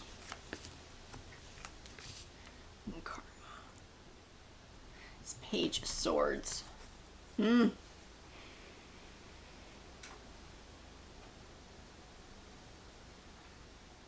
I do see looking for a new beginning, looking for something better, looking for abundance, looking for a new cycle. But what are you looking for? You're looking for something better. You're wanting to move on to something better. If you're building for the future, that Temperance is about balance, because there's something getting in the way. This is what I see in the cards. There is something getting in the way of you making a choice and moving forward into the future. Something that's holding you back, or someone. It might be someone holding you back. Maybe worried about if you move forward, somebody's going to be left behind, or somebody may choose to be left behind. Seven of Wands. Yeah, you're dealing with some fighting. You're dealing with arguing. You're dealing with somebody who doesn't want to see you progress on your journey, who doesn't want to see you find happiness, find fulfillment. Whatever this Eight of Pentacles is, this thing that you're wanting to do, this craft that you're wanting to learn, to hone, skills, education, whatever it is, this goal you're trying to pursue. And it's like a higher study, a higher form of learning. Somebody is trying to hold you back from this. Somebody is trying to hold you back. Five of Swords, Five of Wands. They're being selfish. They're causing conflict. I think they're competition. No, yeah, this is somebody who's pretending to be it. This is why it's so fucking muddled, because this isn't what it seems. You got somebody who is pretending to be a mentor to teach you something, to teach you what it is you're wanting to learn, to help reveal some secrets to you, some sort of education. This might be on a spiritual level too. They're full of shit. They see you as competition, and they don't want to see you do well. They don't want to see you do well. They're actively trying to give you misinformation and mislead you. That's why shit is so muddled here. Because they're trying to pretend to be one way, but that's not the way it actually is. Seven of Wands. And this is not going to be a fruitful partnership. Whoever this is who's pretending to mentor you, who's pretending to lead you, they're absolutely leading you astray. I keep feeling like this is a solo journey. This is something you need to do for yourself. If you're seeking information or education about things, that's information you need to seek by yourself in different ways. This is not somebody who you can sit down and they're going to give you some notes on what's what. This is someone who's going to give you a bunch of bullshit that's going to scramble you and stop you from moving forward. This is like something you need to do on your own. This is something you need to do on your own, the Ace of Wands. I also have the distinct impression that whatever this thing is that you're trying to learn to do, because this person finds you so threatening, I think you have the potential to far surpass this person. So this is why they're actively trying to keep you back. I don't know if this speaks to a career too, in some sort of maybe a spiritual career. I keep feeling like spirituality. I think you have the potential to far surpass this person, like really blow them out of the water, and they don't like that. They absolutely don't like that. Wands. Yeah, the shit they're telling you is giving you a lot of anxiety. You're on the wrong path, or it's going to take forever. You'll never make money at it. It's going to come with sacrifices, or they mislead you. And as you take their advice and sort of make your choices based on that, you find that it's really fucking hard to get going, or you're stumbling, or it's taking you the wrong way and nothing seems to be working out. You need to drop this person. Okay? If this is your journey that you've chosen, this is something that you're passionate about and you feel driven for, you need to lose whoever this mentor is and do this on your own. This is something that is a very independent solo journey for you. This is how you're going to find your way and find what's right for you, by doing it by yourself. Creating your own stability. Two of Pentacles is balance. This person, you won't find balance and you won't find stability as long as they're around. Because like I said, they keep leading you astray and they're doing it on purpose. Like, it's one thing if someone's trying to give you some good advice and it maybe just doesn't work out because it's not what you're supposed to be doing, or it just doesn't suit your journey. This person's doing it on purpose. This person's actively trying to fuck you over. Knight of Wands. Yeah, absolutely. You need to move away from this person's influence. If you want to have your abundant harvest, part of setting down the groundwork is making this your journey. So that's not allowing somebody else to dictate with their advice what they think you should be doing, and then doing that. What you need to do is what you think you should be doing. I keep feeling like there's some sort of deep intuition leading you. And even that is telling you the opposite of what this person is telling you. That's what you need to follow. Not whatever this person says. Even if this person has found success in whatever this line of work is, or this career, this spirituality or whatever, it doesn't mean that's your journey. If this has to do with spirituality is a very individual journey. So what works for one person is not going to necessarily work for another. And if that's what this is about, then you doubly need to be true to yourself and listen to your intuition. That is the thing that will lead you to success, because that is your spiritual journey. That is what you're after. Like I said, this person is not even remotely trying to help you. They really aren't. Their motives are greed. They don't want to see you surpass them. They feel like it's going to cost them money. It's going to cost them opportunity. As soon as you start following your intuition, you're going to notice a change in the path that you've chosen, in the direction. You're going to start to see some progress. You're going to start to see some positive things coming in. 6 of Wands. You're going to start to recognize the strength of your own intuition and your own faith and your own spirituality, and how you should have been listening to it all along. It's like affirmation. Affirmation that you did the right thing by listening to yourself instead of outside forces. It's funny because I pulled that first set of cards and it felt so freaking muddled until I figured out what was going on. And now everything seems perfectly clear in these cards. Everything seems perfectly clear. It's all about you choosing your journey for yourself. Walking this path yourself. Finding your own way. Finding your own way. That's where you're going to have your greatest success. Trusting yourself. Trusting the path that you've chosen. Interesting. It's funny here too. I got this Emperor sitting in the middle of everything. He represents a position, not a person, in this read, which is really odd, but this is what my spirit guides are telling me. He represents the goal that you and this mentor both have, of being successful at what this thing is. And then I have this King of Pentacles, and I have him looking over at the Queen of Wands, and the Queen of Wands pays attention to no one, and the Queen of Wands is on her own, and she's driven by her passions, and she's ambitious. This King of Wands is representative of your mentor. This is someone who's had some financial success in whatever this is, and that's why you went to them for advice, because they look like they know what they're talking about. If they found success, they got some sort of a sniff as to how to be successful in whatever this thing is. But they're not focused on their own journey. They're focusing on your journey. You are like this Queen of Wands. This is a passion that drives you. This is something you want to be good at. This is a skill you want to develop and use. This person doesn't want to see you get ahead. This person is protecting their own pentacle. They don't want to share it with you. They don't want to share the spotlight. It's like there's only room for one emperor in whatever this thing is. And I think this is how this person views it. I don't think that's the truth of the matter, but I think this is how this person sees it.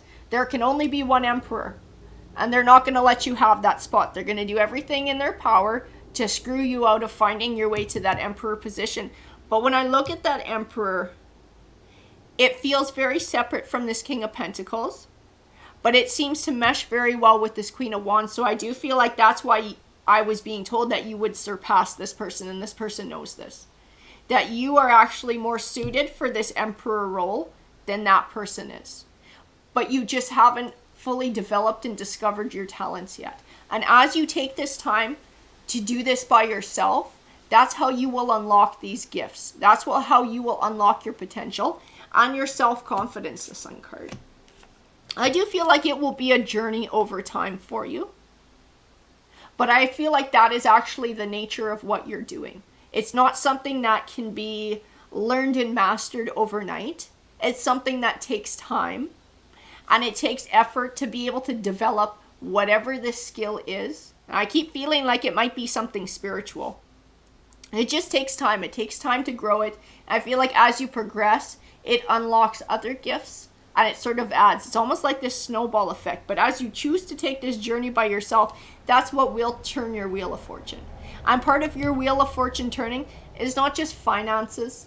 It's not just financial success. It's learning more about yourself and about your gifts and what you're capable of. That's the biggest part of your wheel of fortune turning. And once you have that internal piece of things going and you're finding that self-confidence, that is what's going to drive the financial success. Because it's going to come through in the way you present yourself, it's going to come through in the work that you do, and it's going to make others confident in your abilities and want to come to you. So I do feel like this has to be done by yourself. Whatever this is a journey that you need to take by yourself, and you need to trust your gut and your intuition to lead you in making your choices. Find the information on your own. Seek the information on your own. Stay open to learning. Practice your craft, whatever it is. And as you practice it, the more you practice it, the better you're going to get, the more you're going to open up, and the more you're going to recognize that this is what you're meant to do with your life. And you will come into that emperor role. It is meant to be you. Not this King of Pentacles. This is meant to be you. This is your destiny, and this is where you belong. But it's up to you as to whether you get there or not. Alrighty, guys. Good luck. Aquarius, welcome, welcome. This is going to be your read. Let's go ahead and get started. Tokens. So we're going to grab a token for Aquarius. What does Aquarius need to know about karma? That's what we're going to ask today. Interesting. So the Judgment coin came out. Judgment. It might be speaking about choices and all the choices that you make, maybe taking your karma one way or another. We need a deck of cards for Aquarius. This is the one I'm getting pulled to for your read. Okay, Tarot, can you give me some clarity on this message, on this Judgment coin for Aquarius? What does it have to do with karma? Hangman. That's interesting. Look at the Queen of Wands that popped out.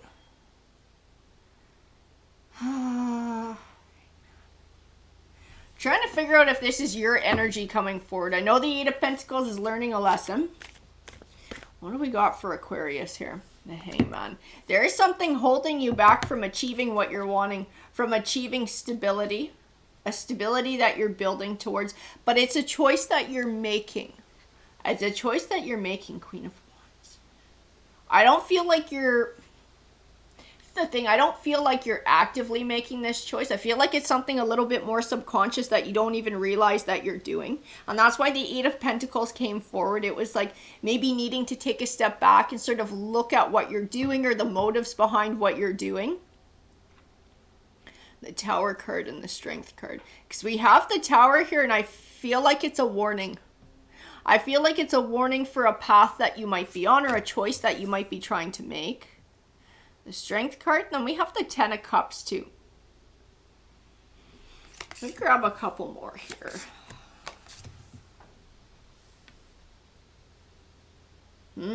Eight of Cups, Six of Swords, Shadow side. Okay, that makes a lot of sense. I was waiting for my spirit guides to chime in here. I do feel like we're talking about wanting to have a Ten of Cups, wanting to have this abundance in the home life. I feel like it does tie into romantic relationships and wanting that connection with somebody, but not just any connection, like a good, kind, loving connection, and one with a deep commitment that's long lasting. Like, you don't strike me as somebody who's looking to date. That's the vibe that I get from the cards. Your goal is more this Ten of Cups, long-term commitment, stability in the home life. And this is why I could feel like something was holding you back. It was something that you were doing, but something you weren't conscious of doing. I do feel like you get involved physically with people maybe a little bit sooner in the relationship. And to you, it's because you're looking to build ties with somebody. You're interested in them. You're attracted to someone. You're looking to build those ties. You're looking to build something for the future, looking to build a bond. But I do feel like it gives the wrong impression. And it attracts in the wrong type of people. Because I can feel in this Queen of Wands, you are somebody who is confident. You are somebody who is attractive. You are somebody who attracts opportunities. But I keep feeling like you're getting these towers, or it's going in the direction of these towers. The Six of Swords. So I feel a need for change. Change of perspective, the shadow side. The shadow side can sometimes represent fear or things that are hidden in the shadows. This might be a personal truth to bringing forward and being able to maybe be a little bit more aware of it so that you're not allowing it to get in the way of a new relationship. The Five of Pentacles. Because whatever it is, it's throwing balance off. It's throwing balance off. It's something deep. It might be something a little bit subconscious. Because like I said, you do this without really thinking about it. Without really examining the why. Page of Wands. And I think you wind up attracting, and it's not all of them, but you do wind up attracting some low vibrational energies. And I think this is part of the towers that you've had in the past. And the Five of Pentacles is like every time, and then you get your heart broken, and then you have to recover again, and then it happens again. You get your heart broken, you have to recover. Like, it winds up being a lot. It winds up being a lot of emotional crap that wears on you after a while. It wears on you, and I do feel like it might be wearing quietly on your self-esteem too, and wondering why the relationships keep going this way. Wondering why nobody recognizes you for the strength that you have, for the good person that you are, for all the good qualities that you have, and why nobody seems to appreciate that. I keep feeling this like holding people off for a little while. Taking time, taking it slow. Because you get these Page of Wands that come your way and they're, hey, how's it going? And they want to hop into bed right away. This is a low vibrational energy. This is not somebody who's looking for long-term commitment. It's not somebody who's looking for build. This is somebody who, if you told them, I want to wait to be physically intimate because I want to get to know somebody better, they'd probably scoff at you and then they'd probably never call you again.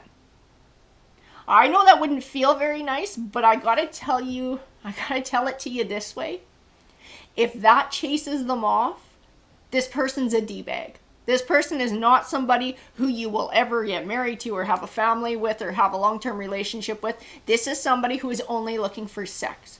So by being able to sort of set these terms and take things slow, you're going to weed out some of the losers. You're going to weed out a lot of these Pages of Wands. They're never going to get their foot in the door. And it's going to stop this cycle of having your heart broken and then having to recover and having to start over again. It's going to stop it. It's going to change the dynamic in which you go through relationships.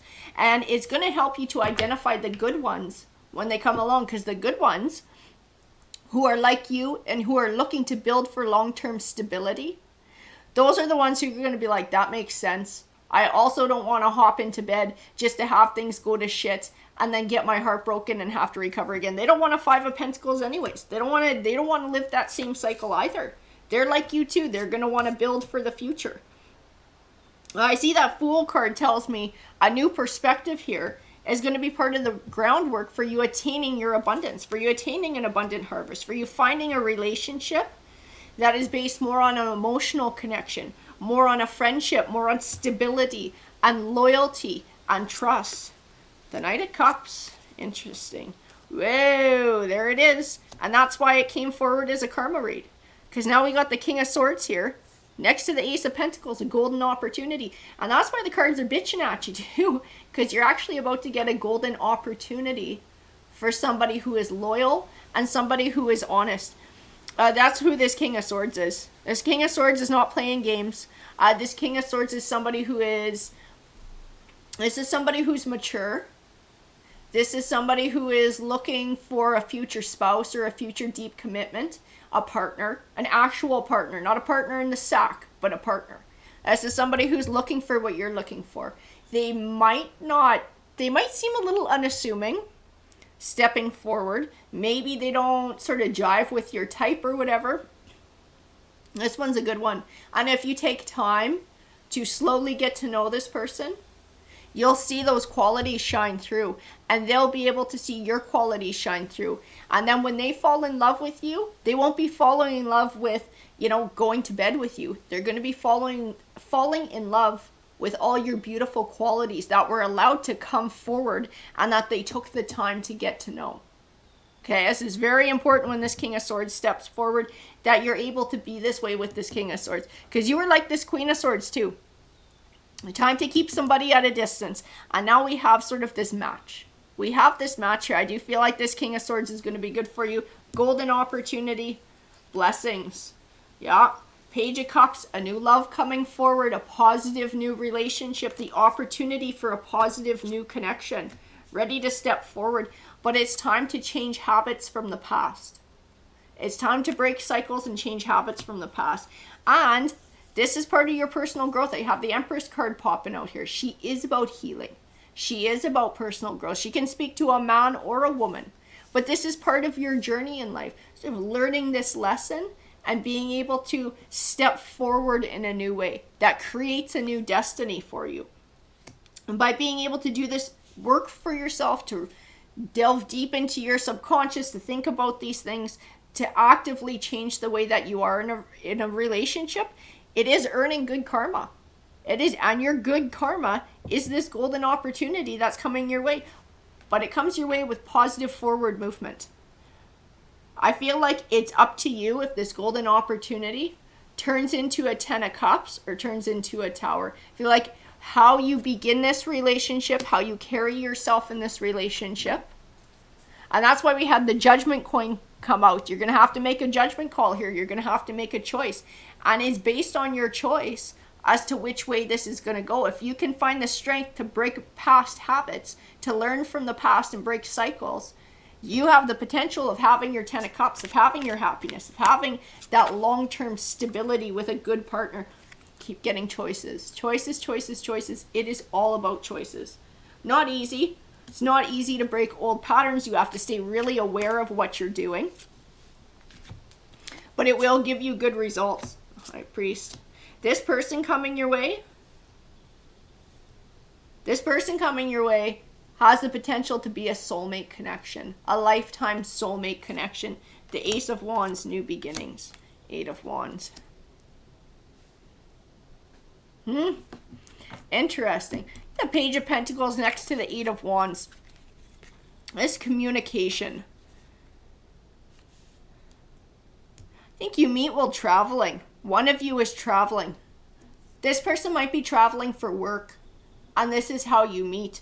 I don't know if, depending on what you do as a job, they stop in there. But somehow you guys meet through someone traveling for work. That's where this new person comes about in your life. That High Priest tells me that there's a higher force at work here. This is the universe. This is a higher power. This is karma giving you a golden opportunity to find what you're looking for. The 5 of Swords did not want to come out with the rest of the deck when I picked the deck up. So the 5 of Swords can represent deceit, lies, jealousy. In this read, I'll tell you what the 5 of Swords means. The 5 of Swords means don't cheat yourself out of this golden opportunity. Choose a new path. Don't be afraid to take a new path. Don't be afraid to be a new way with a new person. Don't be afraid to take a chance and set a new dynamic. Set the foundation for a new dynamic. Taking back control. To break cycles from the past. That 6 of Cups is that cycle. Reliving the past over and over again. The 9 of Wands. Setting those boundaries. And you're not being a dick by setting those boundaries. And you don't have to set them in a rude way. All you got to do is speak your truth, you know. If you're going to date somebody, you're kind of trying to figure out whether that's going to be your long-term partner or not. So you're not interested in jumping into the sack with them right away. That is you want to get to know somebody. You know, you want to get to know who this person really is at their core. And you want that person to have a chance to get to know who you are too. There's nothing wrong with establishing that. There's nothing wrong with setting those boundaries. There's nothing wrong with holding back in that way until you've established whether or not the two of you have a deeper connection and the two of you have potential for a future path together. Whoever this is who's coming forward, like I said, this person has honor. This person has honor and they have loyalty, and that's what they value. They are going to be looking for stability and long-term commitment, just like you are. This person does not want to get breadcrumbed any more than you do. This person does not want a superficial relationship that's going to end in heartache any more than you do. But I feel like it's entirely up to you which way this goes. Like, you have a whole lot of control in this situation as to how it all plays out. I'm going to grab a few more here. Yeah, absolutely. And it's about knowing your self-worth too, like this Nine of Pentacles. Just recognizing that you're worth more than somebody who just wants a booty call. You know, you're worth somebody who wants a long-term commitment. You're worth a long-term commitment. You're worth loyalty. You're worth love. You're worth respect and recognition. And part of setting this boundary is telling people that, you know? That's what it tells people, that I'm not just going to be used for sex. I deserve loyalty. I deserve respect. I deserve honesty. I deserve all of these things, and I will not settle for less. It's up to you to set the tone for this new relationship. This is a golden opportunity for a long-term soulmate connection. But I got to say it again. I know you're probably sick of hearing it. It's up to you which way it goes. It is up to you which way it goes. That's why the Judgment coin came out. It's up to you to earn this good karma and to set the tone. If you can do that, it will pay off for you. Absolutely. Alrighty, guys, take care. Hey, Libra, this read is for you. Let's go ahead and get started. We'll get you a tarot token here. So that's how we're going to start it. So what does Libra need to know about karma? That's what we're asking today. We'll flip the coin over. The Emperor. Interesting. The Emperor was the coin that came forward. So the Emperor. I want to know what that one's all about. What deck do we use for Libra? This is the one I'm getting pulled to for you guys. Libra. What is going on, Tarot? Can you clarify this message about karma for Libra? Emotional victory. Whoa. Whoa. Whatever this is, this karma coming forward, this is going to give you the ability to finally cut ties to the past. I feel like you were always wondering about something. Wondering about something from the past, never quite able to let it go. This might have been someone. Maybe wondering what a relationship could have been if it hadn't ended. I feel this wondering. Wondering. We had a bunch of cards come flying out. Ten of Pentacles, wondering about legacy. Wondering about legacy. Wondering about moving. Moving on.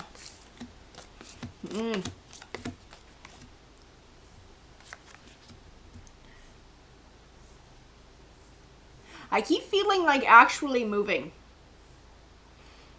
Especially with the Knight of Wands next to the Ten of Pentacles. I feel like there was a choice about maybe physically moving. Moving homes, packing up and moving away. Maybe wondering if you missed out on an opportunity, or maybe if you shouldn't have done it. I keep feeling like missed. Something got missed. A missed opportunity. Wondering what it would have been like if you would have done things differently. Would you have had a Ten of Cups? Would it have worked out the way you wanted it to? Temperance, balance. Ace of Cups.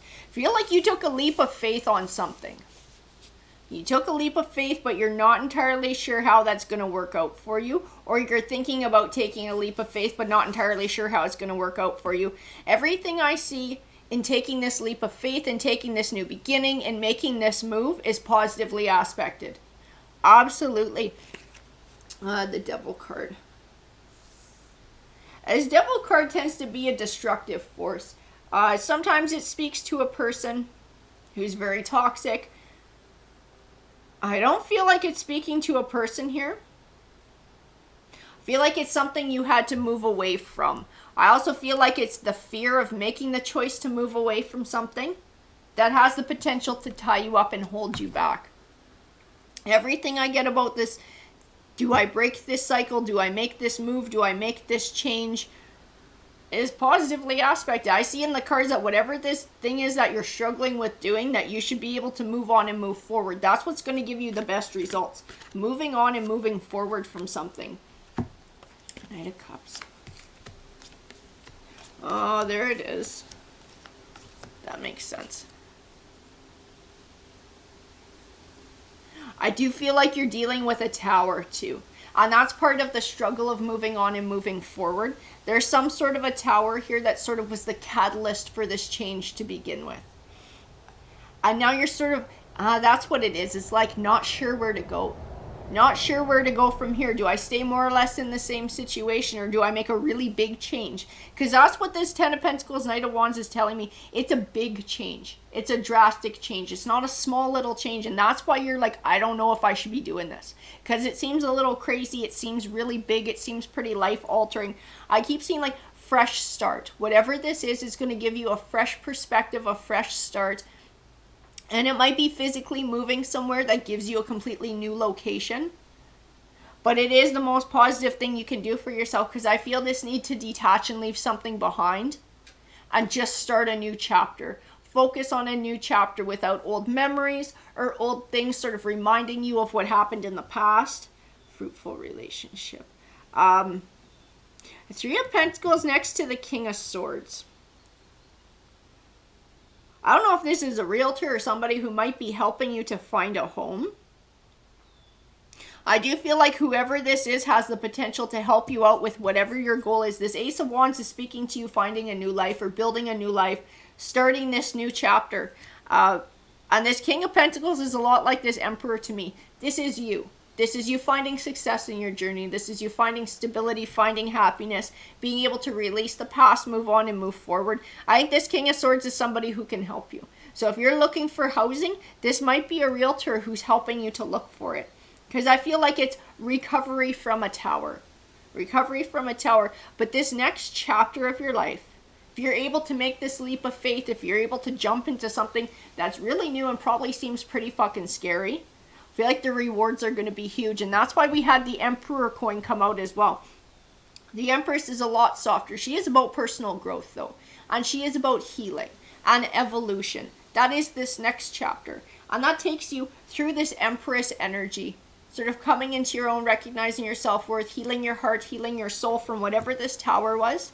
And growing as a person into this Emperor. This Emperor is like the most successful form of yourself. This is that deep self-confidence and that you can handle whatever comes your way, but that only comes through going through different challenges and navigating different obstacles and being able to work towards your goals. I'm going to grab a few more here. I want to know more about the karma. I know doing that hard work and being able to be brave and chase a goal, something that you're looking for. I know that that is good karma. Actively taking steps towards what you're looking for, it does get rewarded by the universe. The Nine of Wands.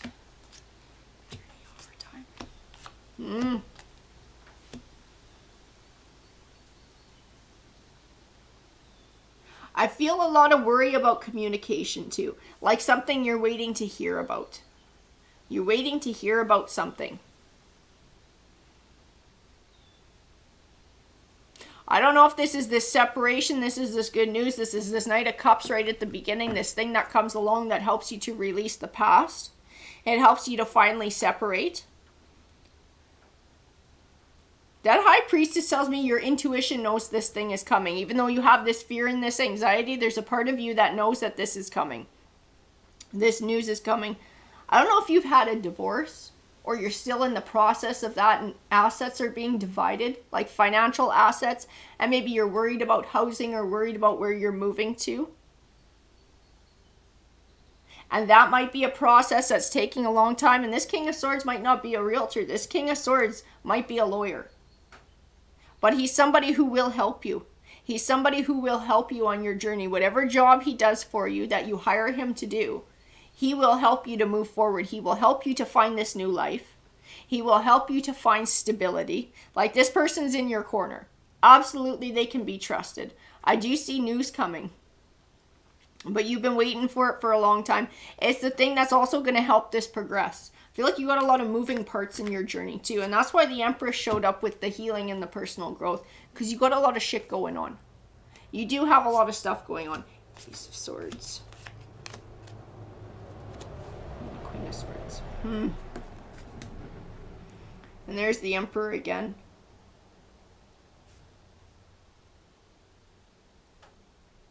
I'm going to grab a couple more here because I do feel like this line of cards is speaking to this news that's coming. It's speaking to what you're trying to resolve here. Judgment. Yeah. Yeah, it's a change. Whatever this judgment is, this news that you're waiting to hear. And like I said, this affects you. It affects you financially. It affects what you're able to do financially and your living situation as well. This is a big one. Whatever this is a big one. When this judgment comes in, this gives you the ability to move forward and start manifesting this new future. I think it gives you the ability to move away, to get a new home, to seek somewhere new, new surroundings, a fresh beginning, to work your way through this Empress, to come into this Emperor energy, your biggest form of yourself, the Eight of Cups, and finally leave this ship behind and move forward. And finally, leave this ship behind and move forward. And that is part of your good karma, is being able to actively take steps to learn from your mistakes, learn from the past, to be aware and high vibrational, and being able to look forward to the future and make very aware choices that are going to give you more positive results. Not everybody gets there. Some people live their entire lives just on knee-jerk reactions and never really delve into their subconscious about, why do I keep doing these things? Why do I get myself into these situations? Why do I make these choices? Some people just go with it and they never think about it like that. I see you thinking about it like that. I see you being somebody who thinks more deeply about stuff, and that will serve you well. That is good karma too. That helps you to change the way that you live in the world. It helps you to make choices that are more beneficial to you. It is the groundwork for change in your life. Positive change, for gaining personal strength. A Page of Cups and the Five of Pentacles. I'll grab a couple more. I know you're going to see a change. I know financially you're going to see a change with a judgment. And this will be the thing that you need to be able to action change in your life. King of Cups. Yeah, because the other half of this, I feel like you're battling with another half. And that other half is sneaky. And that other half is trying to hide. And that other half is trying to hold back. I think they're doing everything in their power to basically earn some shit karma. Like, they're being a nasty person. They're doing everything in their power to hurt you instead of just doing what's fair, even if they might not agree with it, but they think it's fair. You know, the fair thing to do, split things 50-50 down the middle, give everybody what they need. I feel them fighting for the opposite. And then I feel it taking the opposite effect on them. I don't think they're going to lose everything, but I think you're going to get a bigger half of things. That's what comes forward, because you're fighting for what's right. You're fighting for what's yours. You're fighting for a new future. And you're not going actively out of your way to fuck anybody else over. And that's part of your good karma too. I see this being recognized. I see good news coming your way. I see this chapter of things with worry, with indecision, all of that shit, I see it coming to an end. Coming to an end with a positive judgment, a judgment that gives you the means to start moving forward and to move into a more positive aspect of your life, a fresh start. A fresh start. It's you leaving that behind and just worrying about yourself and your future. No ill will anywhere else. You're just focusing on you and your journey forward. And part of that is positive karma too, because you're not sending negative vibes out into the universe. You're only thinking positive. You're only thinking positive for yourself, for the future. I do see it rewarded. I see it rewarded with you being able to find a place, with you being able to have a fresh start, with you being able to move through that Empress energy in healing, on personal growth and rebuilding. And I do see you coming into Emperor energy and finding self-confidence and finding self-worth and finding happiness and success in a new chapter and leaving this behind. Change is coming. Change is coming for you. Lots of big changes and lots of positive changes. That is your positive karma. Alrighty, guys, take care. Welcome, Gemini. So this is going to be your read. We're going to start with the tarot tokens here. And we'll ask the tokens, what does Gemini need to know about karma? What does Gemini need to know about karma? So we'll pull it out and flip it over. Ooh, we got the moon coin. Interesting. The moon can represent secrets, secrets that still need to be revealed. We need a deck for Gemini. Ooh. You guys are the only ones who got this deck today. It was waiting. I was waiting just for Gemini So, Tarot, can you clarify the message behind this moon card for Gemini about karma? A few that wanted to pop out here. The sun, so positivity, blessings. Interesting. Four of Cups. King of Wands. I'm going to tell you, I feel your energy behind this Queen of Swords. I feel a lot of strength behind this person. But I do feel like you've been dealing with some bullshit. Lots of immaturity. Somebody who's very emotionally immature. Somebody who is not committing. I do feel like it may have taken a bit of hit to your self-esteem. And sort of wondering what this person is about. Wondering why this person isn't stepping up to the plate. This isn't going to last long. We got the new beginnings next to the King of Wands. I think somebody new is stepping into your life. What do we got here? Interesting.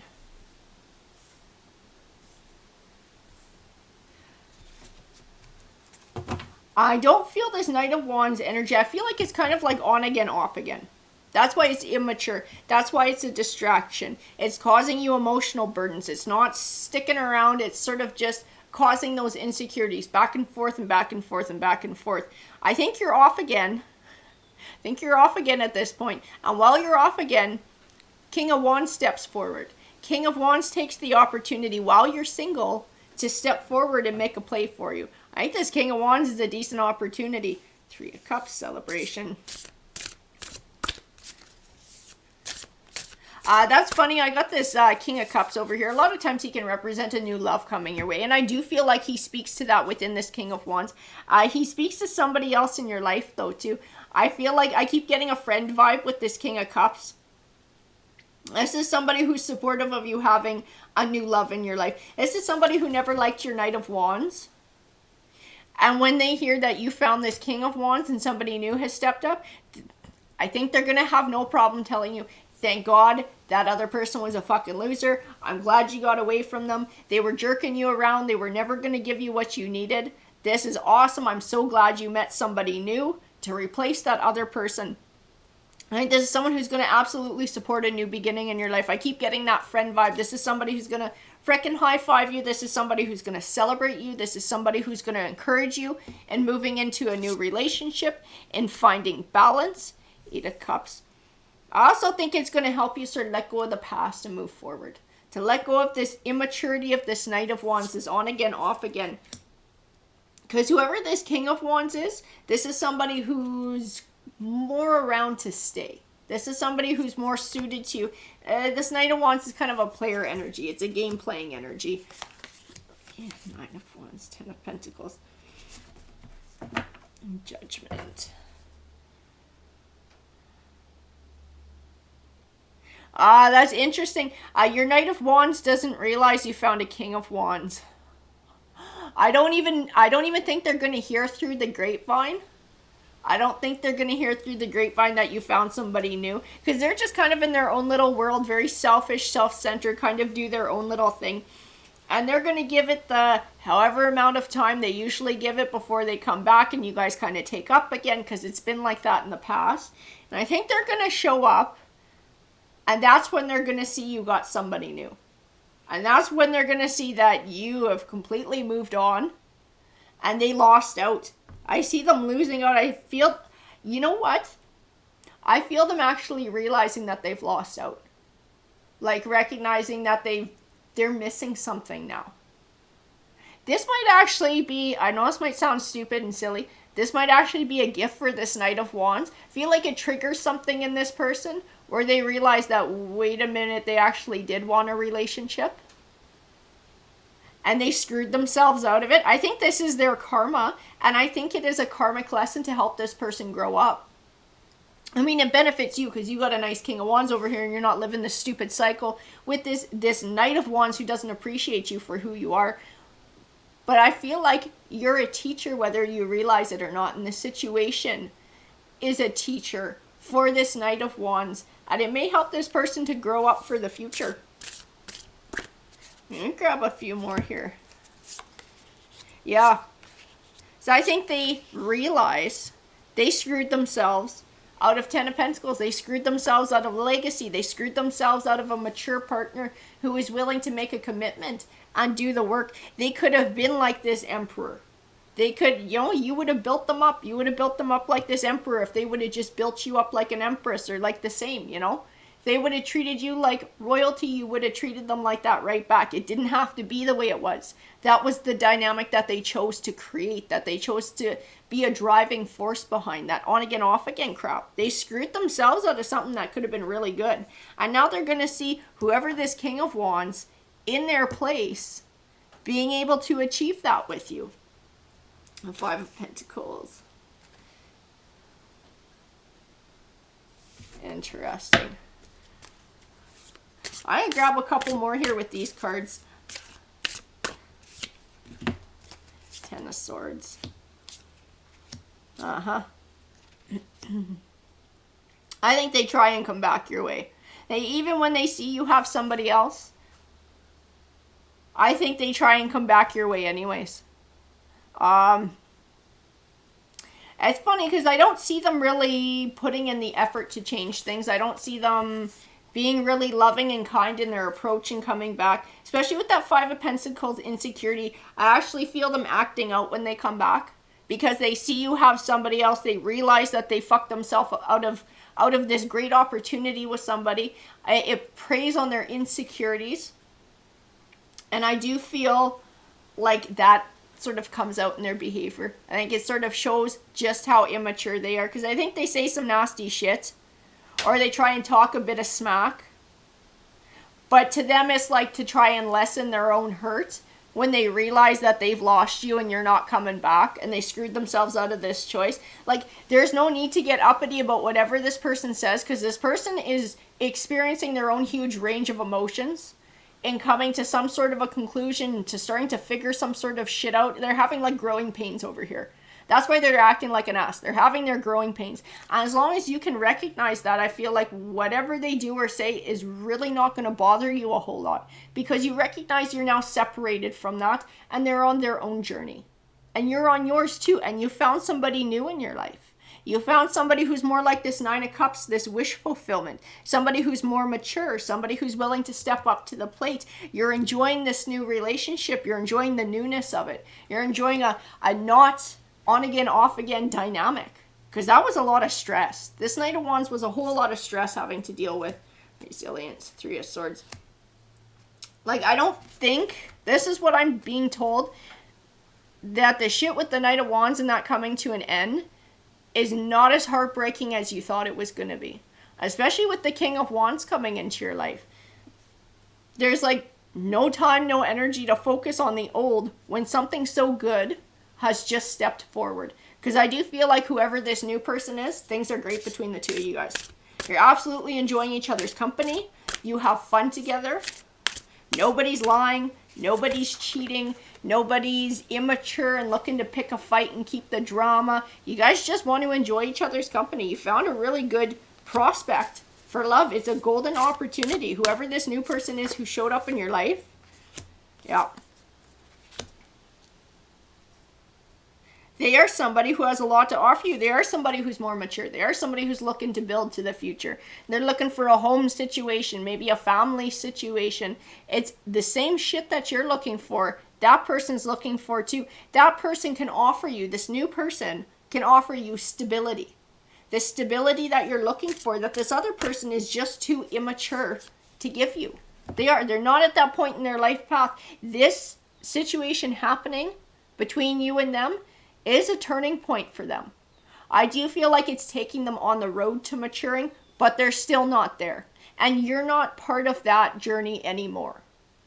You were there to teach them a lesson, and that's your role. And now your role is to move on and move forward with your life with somebody who can offer you what you need. Their path is now their own. And this is the karma that they're reaping. This is the karmic lesson that they're learning. That when you push people away or when you act in this mature manner, don't be surprised when they move on, they move away from you, and you don't matter anymore. You know, if they do want a deep connection with someone, they got to grow up and step up to the plate. That's for them to figure out. I do believe that by you setting these boundaries, by you moving on to somebody new, that is your good karma. That is your good karma for looking after yourself and choosing not to get back into this dynamic, which was only hurting you. Completion, Wheel of Fortune. Yeah, your Wheel of Fortune is changing. That's funny because we got the Strength card that came forward. So the King of Wands can be a fire sign. The person new coming into your life may be a Leo or may have a lot of Leo in their chart. But same with the Knight of Wands. They might also be a Leo or have a lot of Leo in their chart because they are somebody who's driven more by ego. Not this new person coming forward, but this new person coming forward is definitely passionate about you. Most definitely passionate about you. You are exciting to them. You are new. You are looking for the same things that they're looking for. They're quite happy to have found you. Your Wheel of Fortune is turning in terms of romance and a romantic connection with this new person coming into your life. I also feel like this Knight of Wands, their wheel is turning. It doesn't feel as positive because they still have to go through the growing pains and learn the lesson and then put it into practice. You know, so they still got a ways to go before it's going to feel like a good thing. Probably years. But it is a turning point for this Knight of Wands. And you were able to give them that gift. It might not seem like it, but it really is a gift to help them grow up. It is up to them to do the work and learn the lesson, though. I'm going to grab one more here. The Fool card. Change. Interesting. Choosing change. That could be a change of perspective. It can be a leap of faith, leaping into change. This King of Wands. That is a leap of faith. That is change. Moving away from this cycle. Moving away from this immature energy and moving into something new. Starting a new dynamic with somebody new. Starting a new chapter. It takes bravery to move out of something old and into something unknown. Even when the something you've been in isn't exactly healthy for you, it's kind of predictable and you know where it's at. So it does take a lot of strength to leave that behind. But I feel like you feel it's the right thing to do. And it's going to benefit you more to take a chance on somebody new than to stay in something old that just seems to go round and round and round and you never get anywhere. And that is your good karma. This new person coming along, you being able to recognize that lesson, to take a chance on somebody new. Your good karma is that somebody new is going to be somebody really awesome in your life. It's going to be a very good connection that you have. And it's up to this Knight of Wands to figure out their karmic lesson in growing up and getting their shit together. Alrighty, Gemini, that's your read.